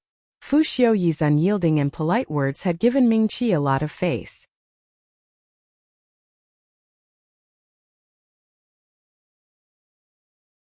Chapter 534. Huang Fu Hao looked at Prince Rui inquiringly, but Princess Ming'an was somewhat worried as she looked at Prince Rui. "Is Your Highness Prince Rui all right?" But where did she feel uncomfortable? Should we call the imperial physician over to take a look? When Huang Fu Hao heard this, his face immediately sank and he looked at Princess Ming'an fiercely. Forget about Princess Ming'an's usual arrogance, but now in front of so many princes of Mingqi to show her infatuation with Prince Rui, was this not rushing to be seen as a joke? Moreover, Huang Fu Hao is also a male, and a male understood a male's mind the best. The way Prince Rui looked at Princess Ming'an, it was obvious that there was some impatience. If this Prince Rui was a magnanimous person, then it was fine, but if Prince Rui's temper was not good, and was really tired of Princess Ming'an, then the entire Great Liang would not have a good impression of the Qin country, and the one who would suffer would be him. Prince Rui did not bother with her words and instead looked at the last person in the opposite seat. Everyone noticed his gaze, and when they looked over, it was Prince Ding Fu Xiuyi. Fu Xiaoyi had always been the most law-abiding among the 9 princes, but at this moment Prince Ruwei was looking at him alone. The gazes of the few princes when they looked at Fu Xiaoyi changed. Fu Xiaoyi was also calm and did not panic because of Prince Ruwei's gaze as he looked at Prince Ruwei. Prince Ruwei suddenly smiled and said, "Before coming to Mingqi, one had heard that the 9th prince is a young and handsome talent. Now one see that the reputation is well deserved. One do not know if there is a marriage match?" Everyone did not expect that Prince Ruwei would suddenly say such a sentence, and their expressions suddenly became strange. Fu Xiaoyi was also surprised for a moment before replying, "Not yet." Prince Zhou laughed heartily. He sat beside Fu Xiaoyi and took the opportunity to pat Fu Xiaoyi's shoulder. "Our number 9 is the only one among the few brothers who has not married yet. Why, Prince Ruwei is also interested in number 9's marriage." The lips under Prince Ruwei's mask hooked up as he leisurely said, "There are also many princesses of suitable age in the Great Liang Palace. When this prince saw the 9th prince, one felt that one hit it off and have the heart to form a good relationship with Qin and Jin." As soon as he said that, the expressions of everyone present changed drastically. The meaning of Prince Ruwei's words was that he actually wanted to be in-laws with Fu Xiaoyi. If it was really like what Prince Ruwei said, to marry a princess of the Great Liang, the meaning behind it was not only one more concubine, but also more help from the Great Liang. If one were to say that the previous gentle attitude towards Fu Xiaoyi was because Fu Xiaoyi had never expressed his interest in the throne, then Prince Ruwei's words at this moment made everyone unable to look at Fu Xiaoyi in the same way as before. Because once Fu Xiaoyi married the princess of the Great Liang, he would become the most powerful competitor for the throne. Fu Xiaoyi's hand that was holding the wine cup tightened as he looked at Prince Ruwei quietly. Was it really just like what he said on the surface that he wanted the princess of the Great Liang to marry him? Fu Xiaoyi didn't think so. Prince Ruwei was not helping him but harming him. Fu Xiaoyi had always adhered to the view of concealing one's strength and biding one's time. He would not reveal his trump card until the last moment. Although Prince Ruwei's conditions were tempting, but if he really had such good intentions, Fu Xiaoyi would definitely not be willing to raise this matter in front of all the princes now. With just one sentence, the princes' gazes were filled with wariness as they looked at him, almost pushing him into the teeth of the storm. No matter how tempted he was, it was impossible for him to agree. Fu Xiaoyi clenched his teeth. He did not know why, but he felt that this Prince Ruwei who he had never interacted with seemed to be full of hostility towards him, else he would not just casually say a sentence and let him fall into such a difficult situation. His heart was on guard against Prince Ruwei, but on the surface he blushed. "Many thanks to your Highness Prince Ruwei's kindness, but currently this one does not have any thoughts of marrying." "Oh." Prince Ruwei's lips hooked up. "But 9th prince already has a female that you admire, so you are not willing?" This prince would not do such things as breaking up a pair of affectionate couples. If that is the case, one will not force it.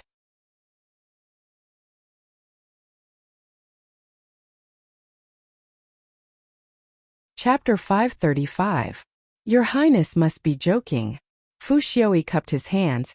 "It is just that currently one do not have such thoughts."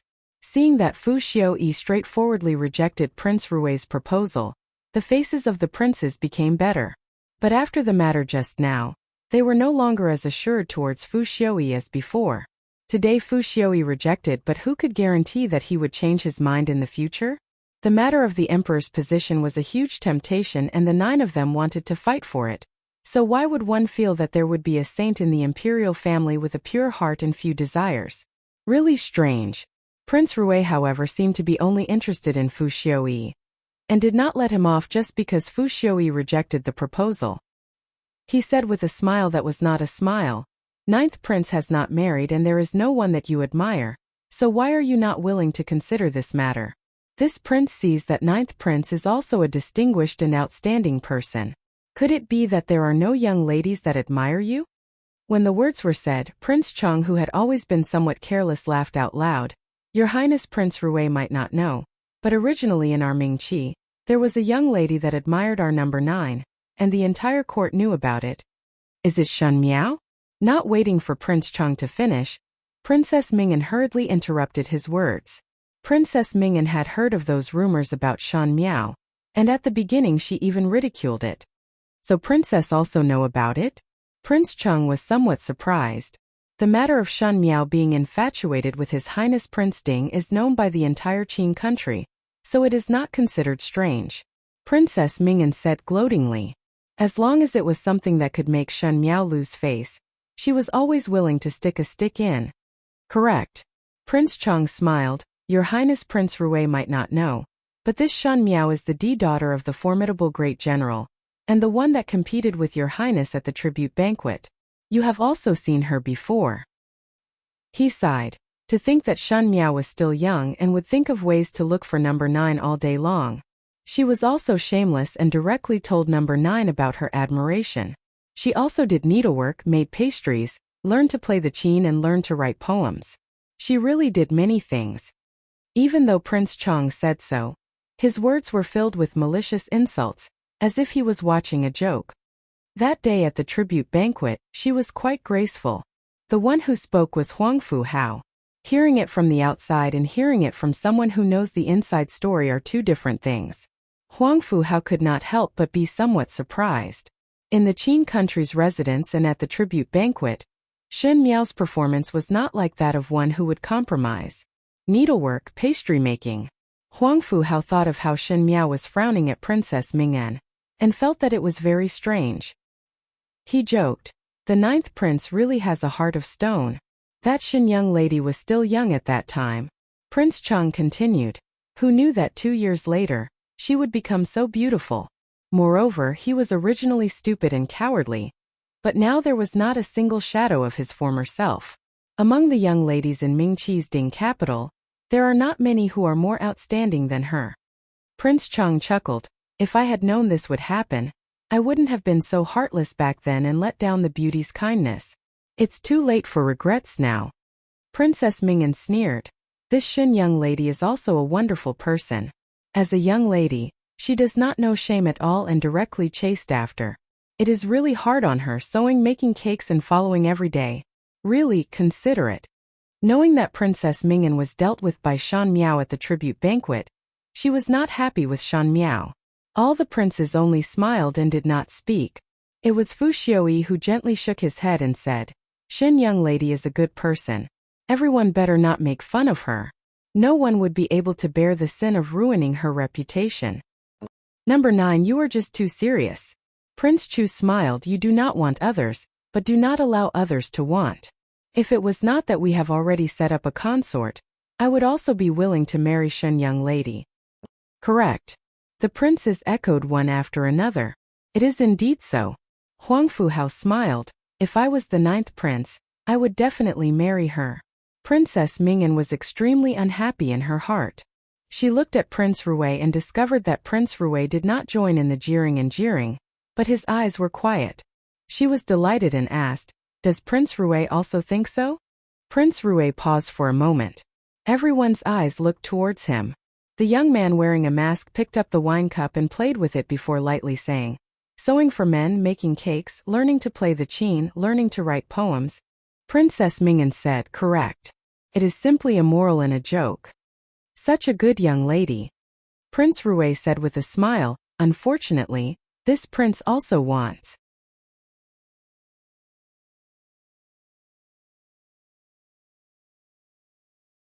Chapter 536. As luck would have it, this prince also wants it. Everyone who was seated was originally smiling, but after a while, they could not smile anymore. Huangfu Hao stared at Prince Rui's eyes and Fu Xiaoyi also looked at him in surprise. Princess Mingyan's face was stiff and her expression was instantly distorted. It was the crown prince who laughed and smoothed things over. A fair and graceful lady is a gentleman's desire.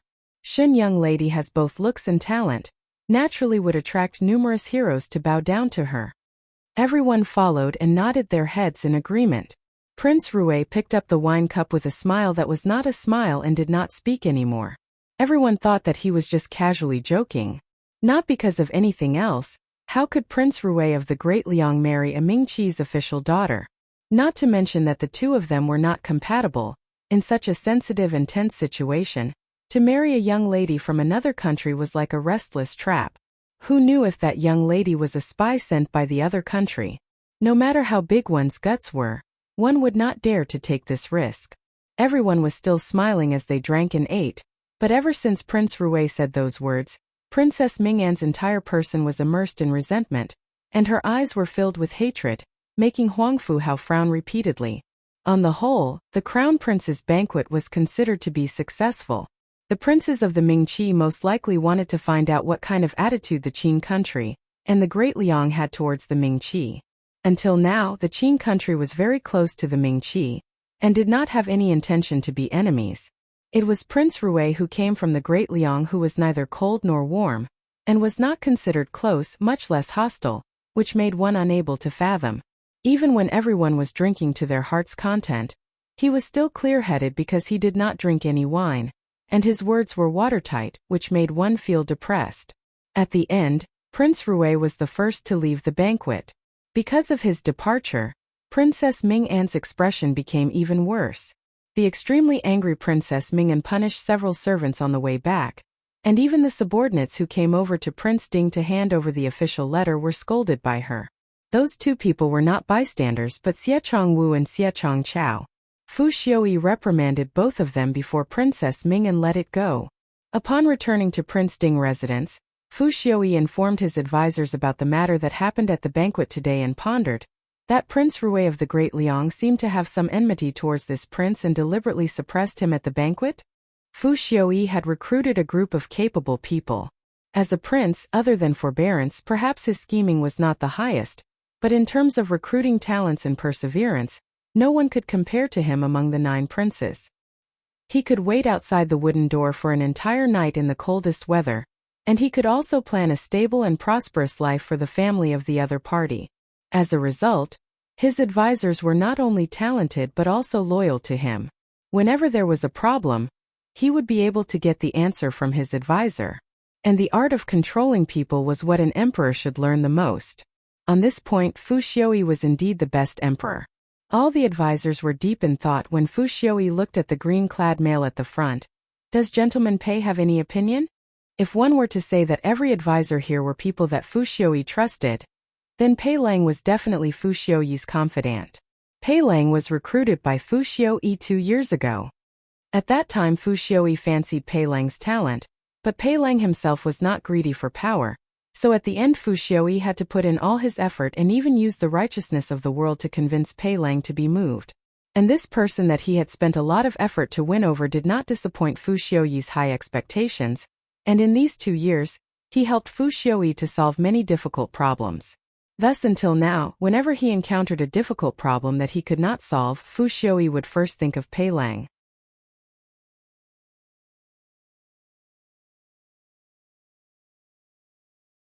Chapter 537. Pei Lang frowned. Did your highness have any interaction with Prince Rui in other places? Fu Xiuyi shook his head. This is strange. Pei Lang analyzed. Since Prince Rui is representing the Great Liang, he should not only value your highness. If they hadn't interacted before, he really couldn't think of any reason to make things difficult for his highness. Your highness did not obstruct his path, so even if the Great Liang wanted to make things difficult for Mingqi, the person they would look for should be His Majesty or the Crown Prince. Fu Xiuyi nodded his head. I also think so. Perhaps. He pondered for a moment. Perhaps it's for Shen Miao? Your highness, what do you mean by that? Another advisor asked. I thought about it. In those words that Prince Rui said, only Shen Miao was related to me. It was just that at that time I could not tell if he was joking or doing it on purpose, and also felt that Shen Miao had nothing to do with him. Now that I think about it, it is somewhat strange. An advisor said, could it be that Prince Rui and Shen Miao have an unspeakable relationship in private? Pei Lang said flatly, that's impossible. Everyone looked at him as Pei Lang's words were very convincing. Whatever he said or prophesied in front of Fu Xiuyi would always be confirmed in the end. No matter how dissatisfied they were with his conjecture, they had to admit it. Prince Rui had just arrived in Mingqi and Shen Miao had just followed Shen Exine back to the capital not long ago. Thus it was absolutely impossible to have any contact before this. After this, Pei Lang cupped his hands and said, Your Highness has dealt with Prince Rui for so long, and should know that Prince Rui is not a person that is easy to understand. Since the Great Liang had sent him to Mingqi as an envoy, Prince Rui would certainly be a person who would weigh the pros and cons. In such a short period of time to go against His Highness because of Shen Miao, a woman, is not in line with benefits. Hearing this, Fu Xiaoyi muttered, "What you said makes sense. In Mr. Pei's opinion, what should we do now? Since Your Highness was not implicated too much today, if we act rashly, it will make Prince Zhou and the others vigilant." Ever since the tribute banquet, Prince Rui had not mentioned anything about leaving, so he must have other things to do in the Ding capital. Now that the state of Qin was still here, there was nothing to fear. Why not wait and see what Prince Rui has in mind before making a decision? Pei Lang said slowly. Fu Xiaoyi nodded. Since that is the case, then do as Mr. Pei says. He pressed his forehead and said, I've drunk too much today, and there's a long court session tomorrow. I'm going to rest first. Everyone please disperse. After Fu Xiaoyi left, the aides in the hall also dispersed in twos and threes. No one was with Pei Lang because Pei Lang was alone and was too trusted in front of Fu Xiaoyi. Thus it would more or less cause others to be jealous. In the residence of Prince Ding, no one was on good terms with him. Pei Lang walked out of the house and stared at the stars in the sky. 2 years. It had been 2 years. He followed the agreement with the young female and finally became Fu Xiaoyi's confidant. The days passed comfortably like this. With his own intelligence, he gained Fu Xiaoyi's trust and everything was very natural. Sometimes Pei Lang even felt that this should be his life. But Shen Miao's reappearance broke this illusion. From the beginning, Pei Lang knew that this deal with Shen Miao was like negotiating with the devil. From the moment he got close to Fu Xiaoyi, there would be a day like now, where he would become a spy that he originally despised. Fu Xiaoyi treated him extremely well, but he was a person who betrayed him from the beginning. Pei Lang sighed deeply. The comfortable days were over. From now on, the road that he had to walk would be the same as today, trembling with fear. If he was not careful, he would fall into a bottomless abyss, and there would be no room for redemption. Shen Miao. The purple-clad young female's delicate face appeared in front of Pei Lang's eyes.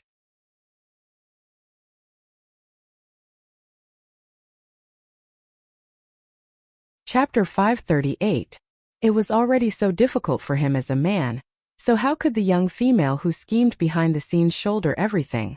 He would not be able to understand this logic in his entire life. Under the oil lamp, Shen Miao was carefully writing. The snow-white paper was spread out and Guyu was grinding the ink at the side. Jingzhe carefully added some oil to the oil lamp every once in a while so that the flame was not bright enough. She wrote very seriously and from time to time she would stop to think for a while before continuing to write. By the time he finished writing on the square piece of paper, it was already quiet outside. Shen Miao put down the brush and lifted the paper to blow on it. After making sure that the ink on the paper was dry, she then found an envelope and put the paper in. It was handed over to Jingzhe's hands. Tomorrow morning, find a reliable person outside and send this letter to Cong Ziqing's hands in the Shan residence. Do not pass it to other people's hands and must only be sent to Cong Ziqing's hands. Shen Miao said. Jingzhe complied as she kept the letter. Even though she was puzzled why would Shen Miao write a letter to Cong Ziqing without rhyme or reason, she did not ask much. Guyu put away the ink and paper on the table and smiled. Young lady should also rest early. Now that it is late at night, it would not be good for the body to rest later. Shen Miao nodded her head. After Jingzhe and Guyu left, she took the oil lamp to the small table in front of the couch and sat by the side of the couch in a daze. After having such a dream last night, she could not sleep no matter what and was thinking about this matter for the entire day. It was as if she had glimpsed a little clue of the previous life from that dream. She finally knew why Cong Ziqing was able to turn Luo Shuiyan into a wisp of spirit so easily. It was because Shen Miao was helping the evildoer. If one were to say that Cong Ziqing was the main culprit, then she herself had become the executioner that was used by others.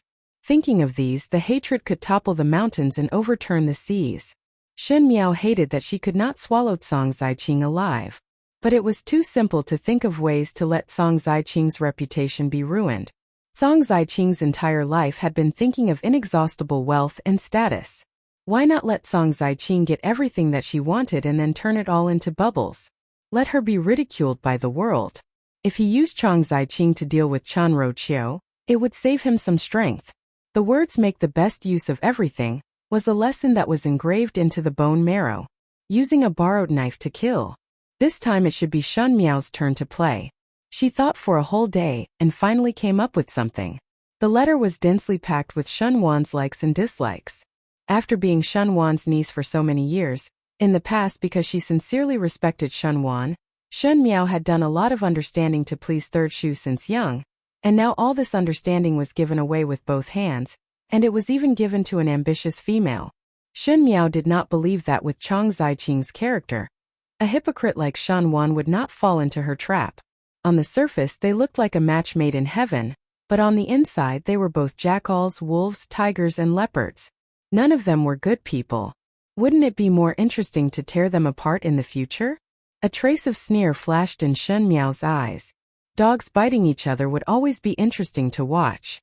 She took off her outer garments and climbed onto the bed. Just as she was about to lie down, she unconsciously glanced at the window. The window was closed tightly and there was a breeze outside. In the dark night there was no one else. Shun Miao was startled for a moment and secretly scolded herself in her heart. Why would she suddenly look at the window without rhyme or reason? It was as if she was not used to it if Xie Jingxing did not come. She shook her head and suppressed the strange feeling in her heart. After blowing out the oil lamp, she then really went to sleep. In the residence of Prince Rui, there was someone feeding a tiger in the courtyard. The white tiger was playing happily in the courtyard and snuggling at the youth's feet. From time to time, it would stretch its head out to beg for food from the latter's hands. Perhaps it was because the food was a pleasant surprise and it was being well taken care of. This white tiger's fur was shining and seemed to have become fatter, looking like a beautiful big cat.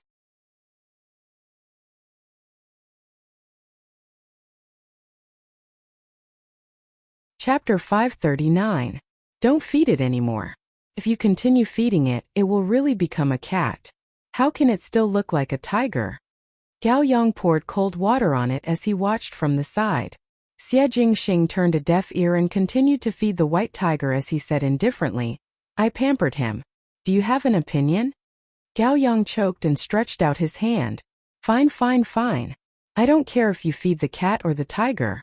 What exactly happened in the Eastern Palace today? Inexplicably, why are you making things difficult for Prince Ding? For a person like Fu Xiaoyi, he must have some suspicions towards you. It is not appropriate to beat the grass and alert the snake.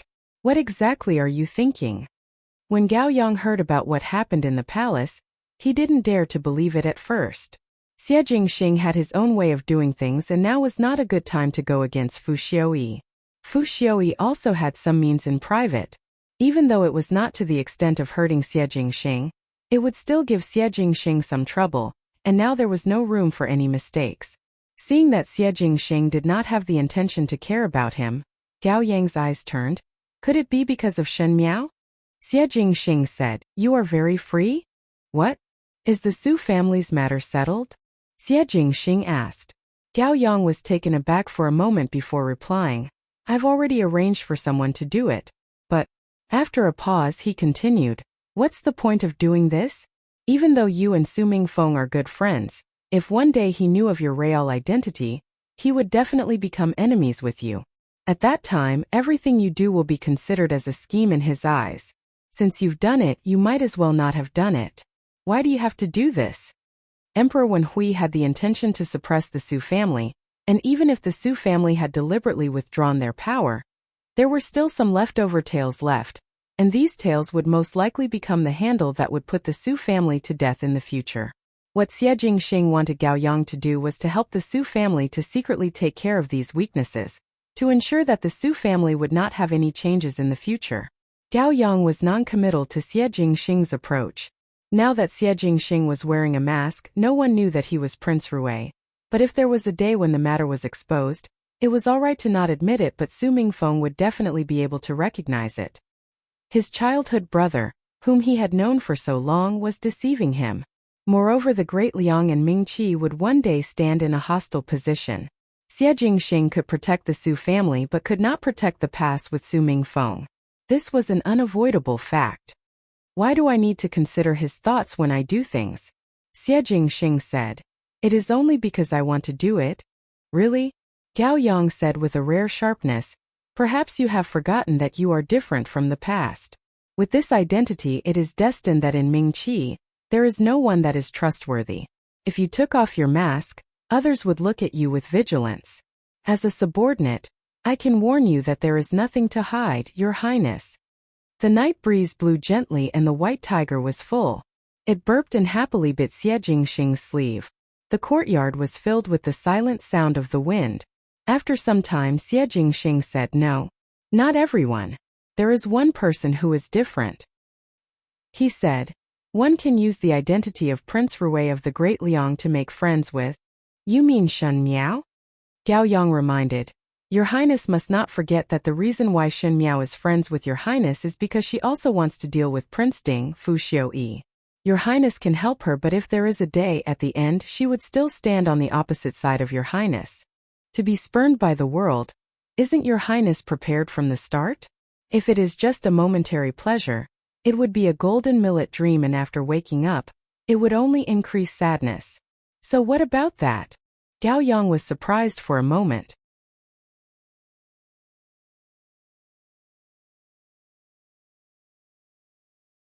Chapter 540. Xie Jingxing asked back, "So what?" He picked up the white tiger from the ground and held it in his arms before standing up. His tall and slender figure was as straight as a pine tree in the night. "There is a price to pay for everything in the world," he said. "Be it power or people, it is all the same. If that day really comes, this prince will think of ways to snatch it. The country has to be snatched, the throne has to be snatched, the woman has to be snatched, and even the heart has to be snatched. From the beginning, this road is already destined. So what if the world hates? If one cannot even bear this little bit, one should return to the Great Liang as soon as possible." This prince had never forgotten the road that one wants to walk. On the contrary, this prince is very clear about what one wants. So do not doubt this prince's decision. If everything is a pipe dream, then turn the dream into reality. He said lightly but without a doubt. This prince has this confidence. "Gao Yang, do you doubt?" Many years later, when Gao Yang once again recalled this winter night, he seemed to be able to feel the boiling blood in his bones. He had seen that youth's arrogance and naughtiness and saw his youth's arrogance and haughtiness, but in that instant, it was as if many years had passed and he saw the natural overbearingness and majesty that came from the imperial family. If everything is a pipe dream, then turn the dream into reality. How many people in the world dared to say such words? But Xie Jingxing said it. Gao Yang paused, and after a moment, he knelt down and gave the other person a greeting of a ruler and official. "This official vowed to follow Your Highness to death. Get up." Xie Jingxing teased the white tiger in his arms. Gao Yang patted the dust on his knees and thought for a moment before asking solemnly, "So how does Your Highness plan to snatch Shen, young lady?" Xie Jingxing, get lost. After entering the early winter, the days passed exceptionally quickly. But it seemed that everyone was busy, and there was nothing new happening in the Ding capital. If there was anything new, it would be the matters in the Shen residence. After Chan Roqiu's conversation with Shanwan that day, she steeled her heart to marry Shen Yu out. She would bring Shen Yu to socialize with various Furens. Even if Shen Yu was 10,000 unwilling, after being locked in the ancestral hall by Shen Wan, she dared not do it again. Shen Yu had a delicate temperament and could not take hardship, thus she could only obediently follow Chan Roqiu to see those Furens. Even though Chan Roqiu wanted to marry Shen Yu, she also doted on her daughter. Thus she was very careful when picking the person. Even though Shan Wan was an astute person, he was more humane than Shen Gui. Shen Yu was the pearl in his palms, and those families that were drawn out, other than the residents being well-matched and Shen Yu being able to marry over, the other parties' males were all outstanding youths in the Ding capital, and there were no messy groups of concubines in the residence. This was all thanks to Shen Yu's reputation as a talented female. A talented and refined young lady would easily gain the goodwill of others. Because she was always worried about Shen Yu's matters, Chan Roqiu neglected Shen Wan. One did not know from when Song Zaiqing became Shen Wan's confidant. After Shen Wan left court tomorrow, he would confide in Chan Roqiu if there were any problems on his mind. Now that Chan Roqiu did not have the time to relieve him, Song Zaiqing instead became Shen Wan's room. Not only that, Song Ziqing would occasionally help Shen Wan to see the moon. One did not know why, but Song Ziqing had many interests and habits that were exactly the same as Shen Wan. For example, Shen Wan did not like sweet things and the pastries that Song Ziqing made were also not that sweet. Shen Wan liked fragrant tea and the tea that Song Ziqing brewed was mostly fragrant tea. Even the calligraphy and painting that they admired the most coincidentally were the same. One would always have some feelings of closeness towards people that were similar to oneself, and Shen Wan increasingly felt that Song Ziqing and himself hit it off. After being used to Chan Rochio's gentleness and aloofness, Song Ziqing's clear-cut intelligence was like a cool breeze, causing Shen Wan's heart to have waves that had not been stirred for a long time.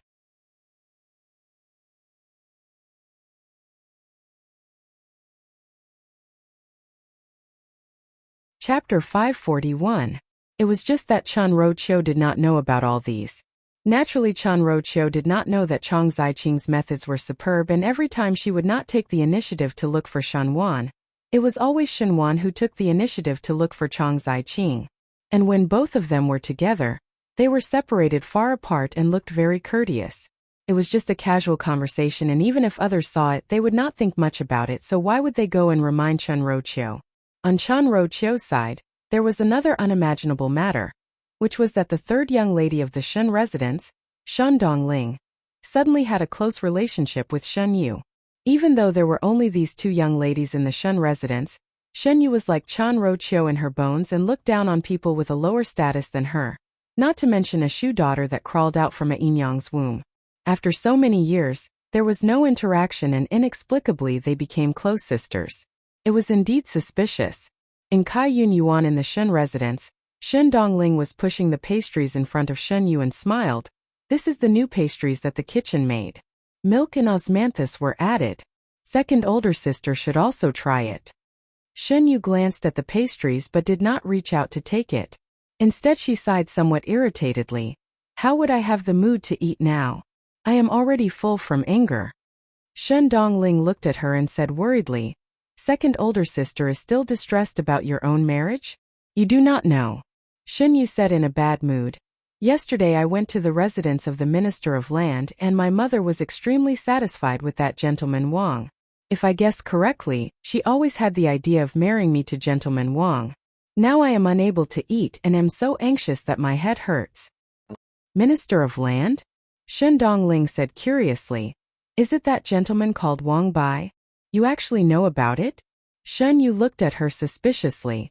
Once heard father talk about it. Shen Dongling smiled shyly. Shen Gui was also an official in the court, and it was possible that he knew about the Wang family's matters. Shen Yu said correct. It is him. One heard that gentleman Wang is very knowledgeable, and now he has entered officialdom. Even though it is not considered a meteoric rise, but it is only a matter of time before he stands out. Second older sister, this is a good thing. Why are you not willing? Shen Dongling asked. No matter how much you praise him, I don't like it. Shen Yu said in a bad mood, if I want to marry, I must marry a person who is born with unlimited glory. What is he? Hearing this, Shen Dongling probed. Could it be? Second sister has someone she likes? Shen Yu was surprised for a moment before covering it up. No? What nonsense are you talking about? Shen Dongling smiled apologetically. I thought that young Master Wang was a good person. If second sister didn't like it, was it because she already had someone she liked so she didn't like anyone else? It was I who misunderstood second sister. Second sister, please don't be angry with me. Shen Yu waved her hands but her eyes were somewhat absent-minded. She thought of Fu Xiaoyi and her heart could not help but ache. Chan Rochio had told her that Fu Xiaoyi wanted to marry someone who could help him. She was just a daughter of an ordinary civil official, so Fu Xiaoyi would not marry her. But Shen Yu still could not help but think that if there was a day when Fu Xiaoyi fell in love with her, would he not care about those worldly possessions and treat her soberly? She was so beautiful and intelligent, with the reputation of a talented female throughout the Ding capital. Naturally she would marry a man of unparalleled elegance. In Mingqi, only Fu Xiaoyi was able to enter her eyes. She had waited for Fu Xiaoyi for so long, but now all her efforts were in vain and she had to marry someone else? Shen Yu was extremely unreconciled. Shen Yu heard Shen Dongling speaking softly, Why does second sister not try? Actually, Gentleman Wang is not as bad as you think. After all, the Wang family and the Shun family are well matched in terms of social status. Speaking of which, Gentleman Wang himself is also a good person. If second sister marries over, one would not suffer grievances and live a stable life. Isn't that good? The more she said it, the more annoyed Shin Yu was. What Shin Yu wanted was not stability but glory. Only Fu Xiaoyi could give her the envious eyes of everyone. Second sister better not think too much. This kind of blessing is something that some people cannot beg for, like me. Shun Dongling said, if it was me standing in second sister's position and knowing about this matter, one would definitely not reject it. Instead, one would feel very happy. As a female in this world, do not one seek stability? Shun Yu was initially somewhat impatient listening, but when she heard the last part, she could not help but pause. A strange feeling slowly floated in her heart, and she could not help but look at Shun Dongling. Shun Dongling's chin was pointed, and it made her look especially weak, as if she would not resist anything. There was a look of trust between her brows, as if she really treated Shun Yu as a sister who treated her wholeheartedly. She seemed to be an extremely easy person to manipulate. A thought slowly floated in Shun Yu's heart.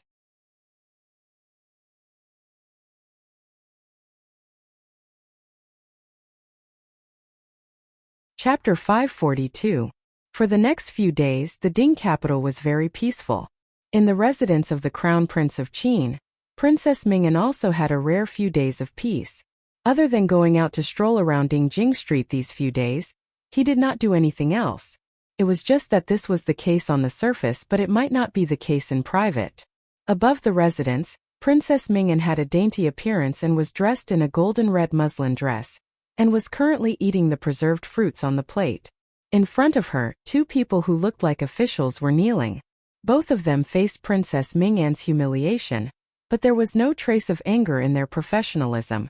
These two people were not others but the two Shu sons of the residents of the Marquis of Lin and Xie Chongwu and Xie Chongqiao. Ever since Xie Jingxing's time, Xie Ding had no interest in court politics and gave his authority to his two Shu sons, letting them make their way in the court. Xie Chongwu and Xie Chongqiao's skills were not low as they were currently working under Prince Ding. Even though Prince Ding did not rely heavily on them, he treated them as people who would be useful to him in the future. Both of them hoped to achieve something. If there was anything that Xie Chongwu and Xie Chongqiao hated, it would be that even if Xie Jingxing died, Princess Yuqing's descendant would be gone. Xie Ding was also unwilling to make Madame Fong the legitimate wife. If Madame Fong was not made the legitimate wife, the two of them would always be the sons of a concubine. Now that Xie Chongwu and Xie Chongqiao were anxious to produce some results, it was to wait till their merits reached a certain height. Then they would be able to force Xie Ding to change them to D-sons. Even if it was for the prestige of the residents of the Marquis of Lin, and one could only do this. The reason why they appeared in the Crown Prince's residence was because of Fu Xiaoyi's instructions. Fu Xiaoyi now had the intention to befriend the Crown Prince of the Qin, and wanted to reach some kind of agreement in private towards Huangfu Hao's younger sister, Princess Ming'an. Naturally, he had to put in some effort. Thinking that Princess Ming'an might not be familiar with the Ding capital, she sent Xie Chongwu and Xie Chongqiao. Xie Chongwu and Xie Chongqiao were Fu Xiaoyi's people, but it was in private, and what they usually did was to accompany the important people. Thus others would not find it strange if the two of them flattered Princess Ming'an. Princess Ming'an's temper was explosive, and these few days she had given Xie Chongwu and Xie Chongqiao much hardship. It was the same today. She looked at the two people in front of her and mocked. The two of you follow me all day, don't you feel bored? Did the officials of Mingqi like to follow behind the princesses of other countries? That Mingqi's rivers and mountains came too easily. This official's duty is to let your Princess Highness enjoy to the fullest. Xie Chongwu said, if your Princess Highness is satisfied, then these officials will be at ease. Princess Ming'an sneered, you are not Bengong's official, and Bengong will not accept such idle people. Heard that in the residence of the Marquis of Lin, there was once a brilliant and outstanding heir of the Marquis, but unfortunately he died young. If it's him, I can consider making him one of my subjects. The two people who were crawling on the ground lowered their heads, but their expressions were clouded for a moment. Even if some people died, the shadows they left behind would not lessen at all. Ever since Xie Jingxing appeared 2 years ago, Xie Chongwu and Xie Chongqiao thought that they would no longer live under Xie Jingxing's shadow. However, whenever people mentioned the residence of the Marquis of Lineage, the first person they thought of was still Xie Jingxing. They would always say, if that little Xie Marquis did not die, one do not know what kind of graceful bearing he would have now.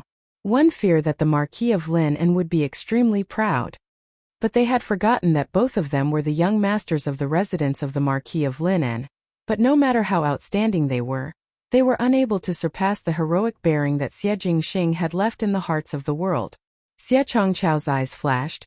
Older brother is indeed brilliant and outstanding, and had a close relationship with the formidable great general's daughter, fifth Shen young lady.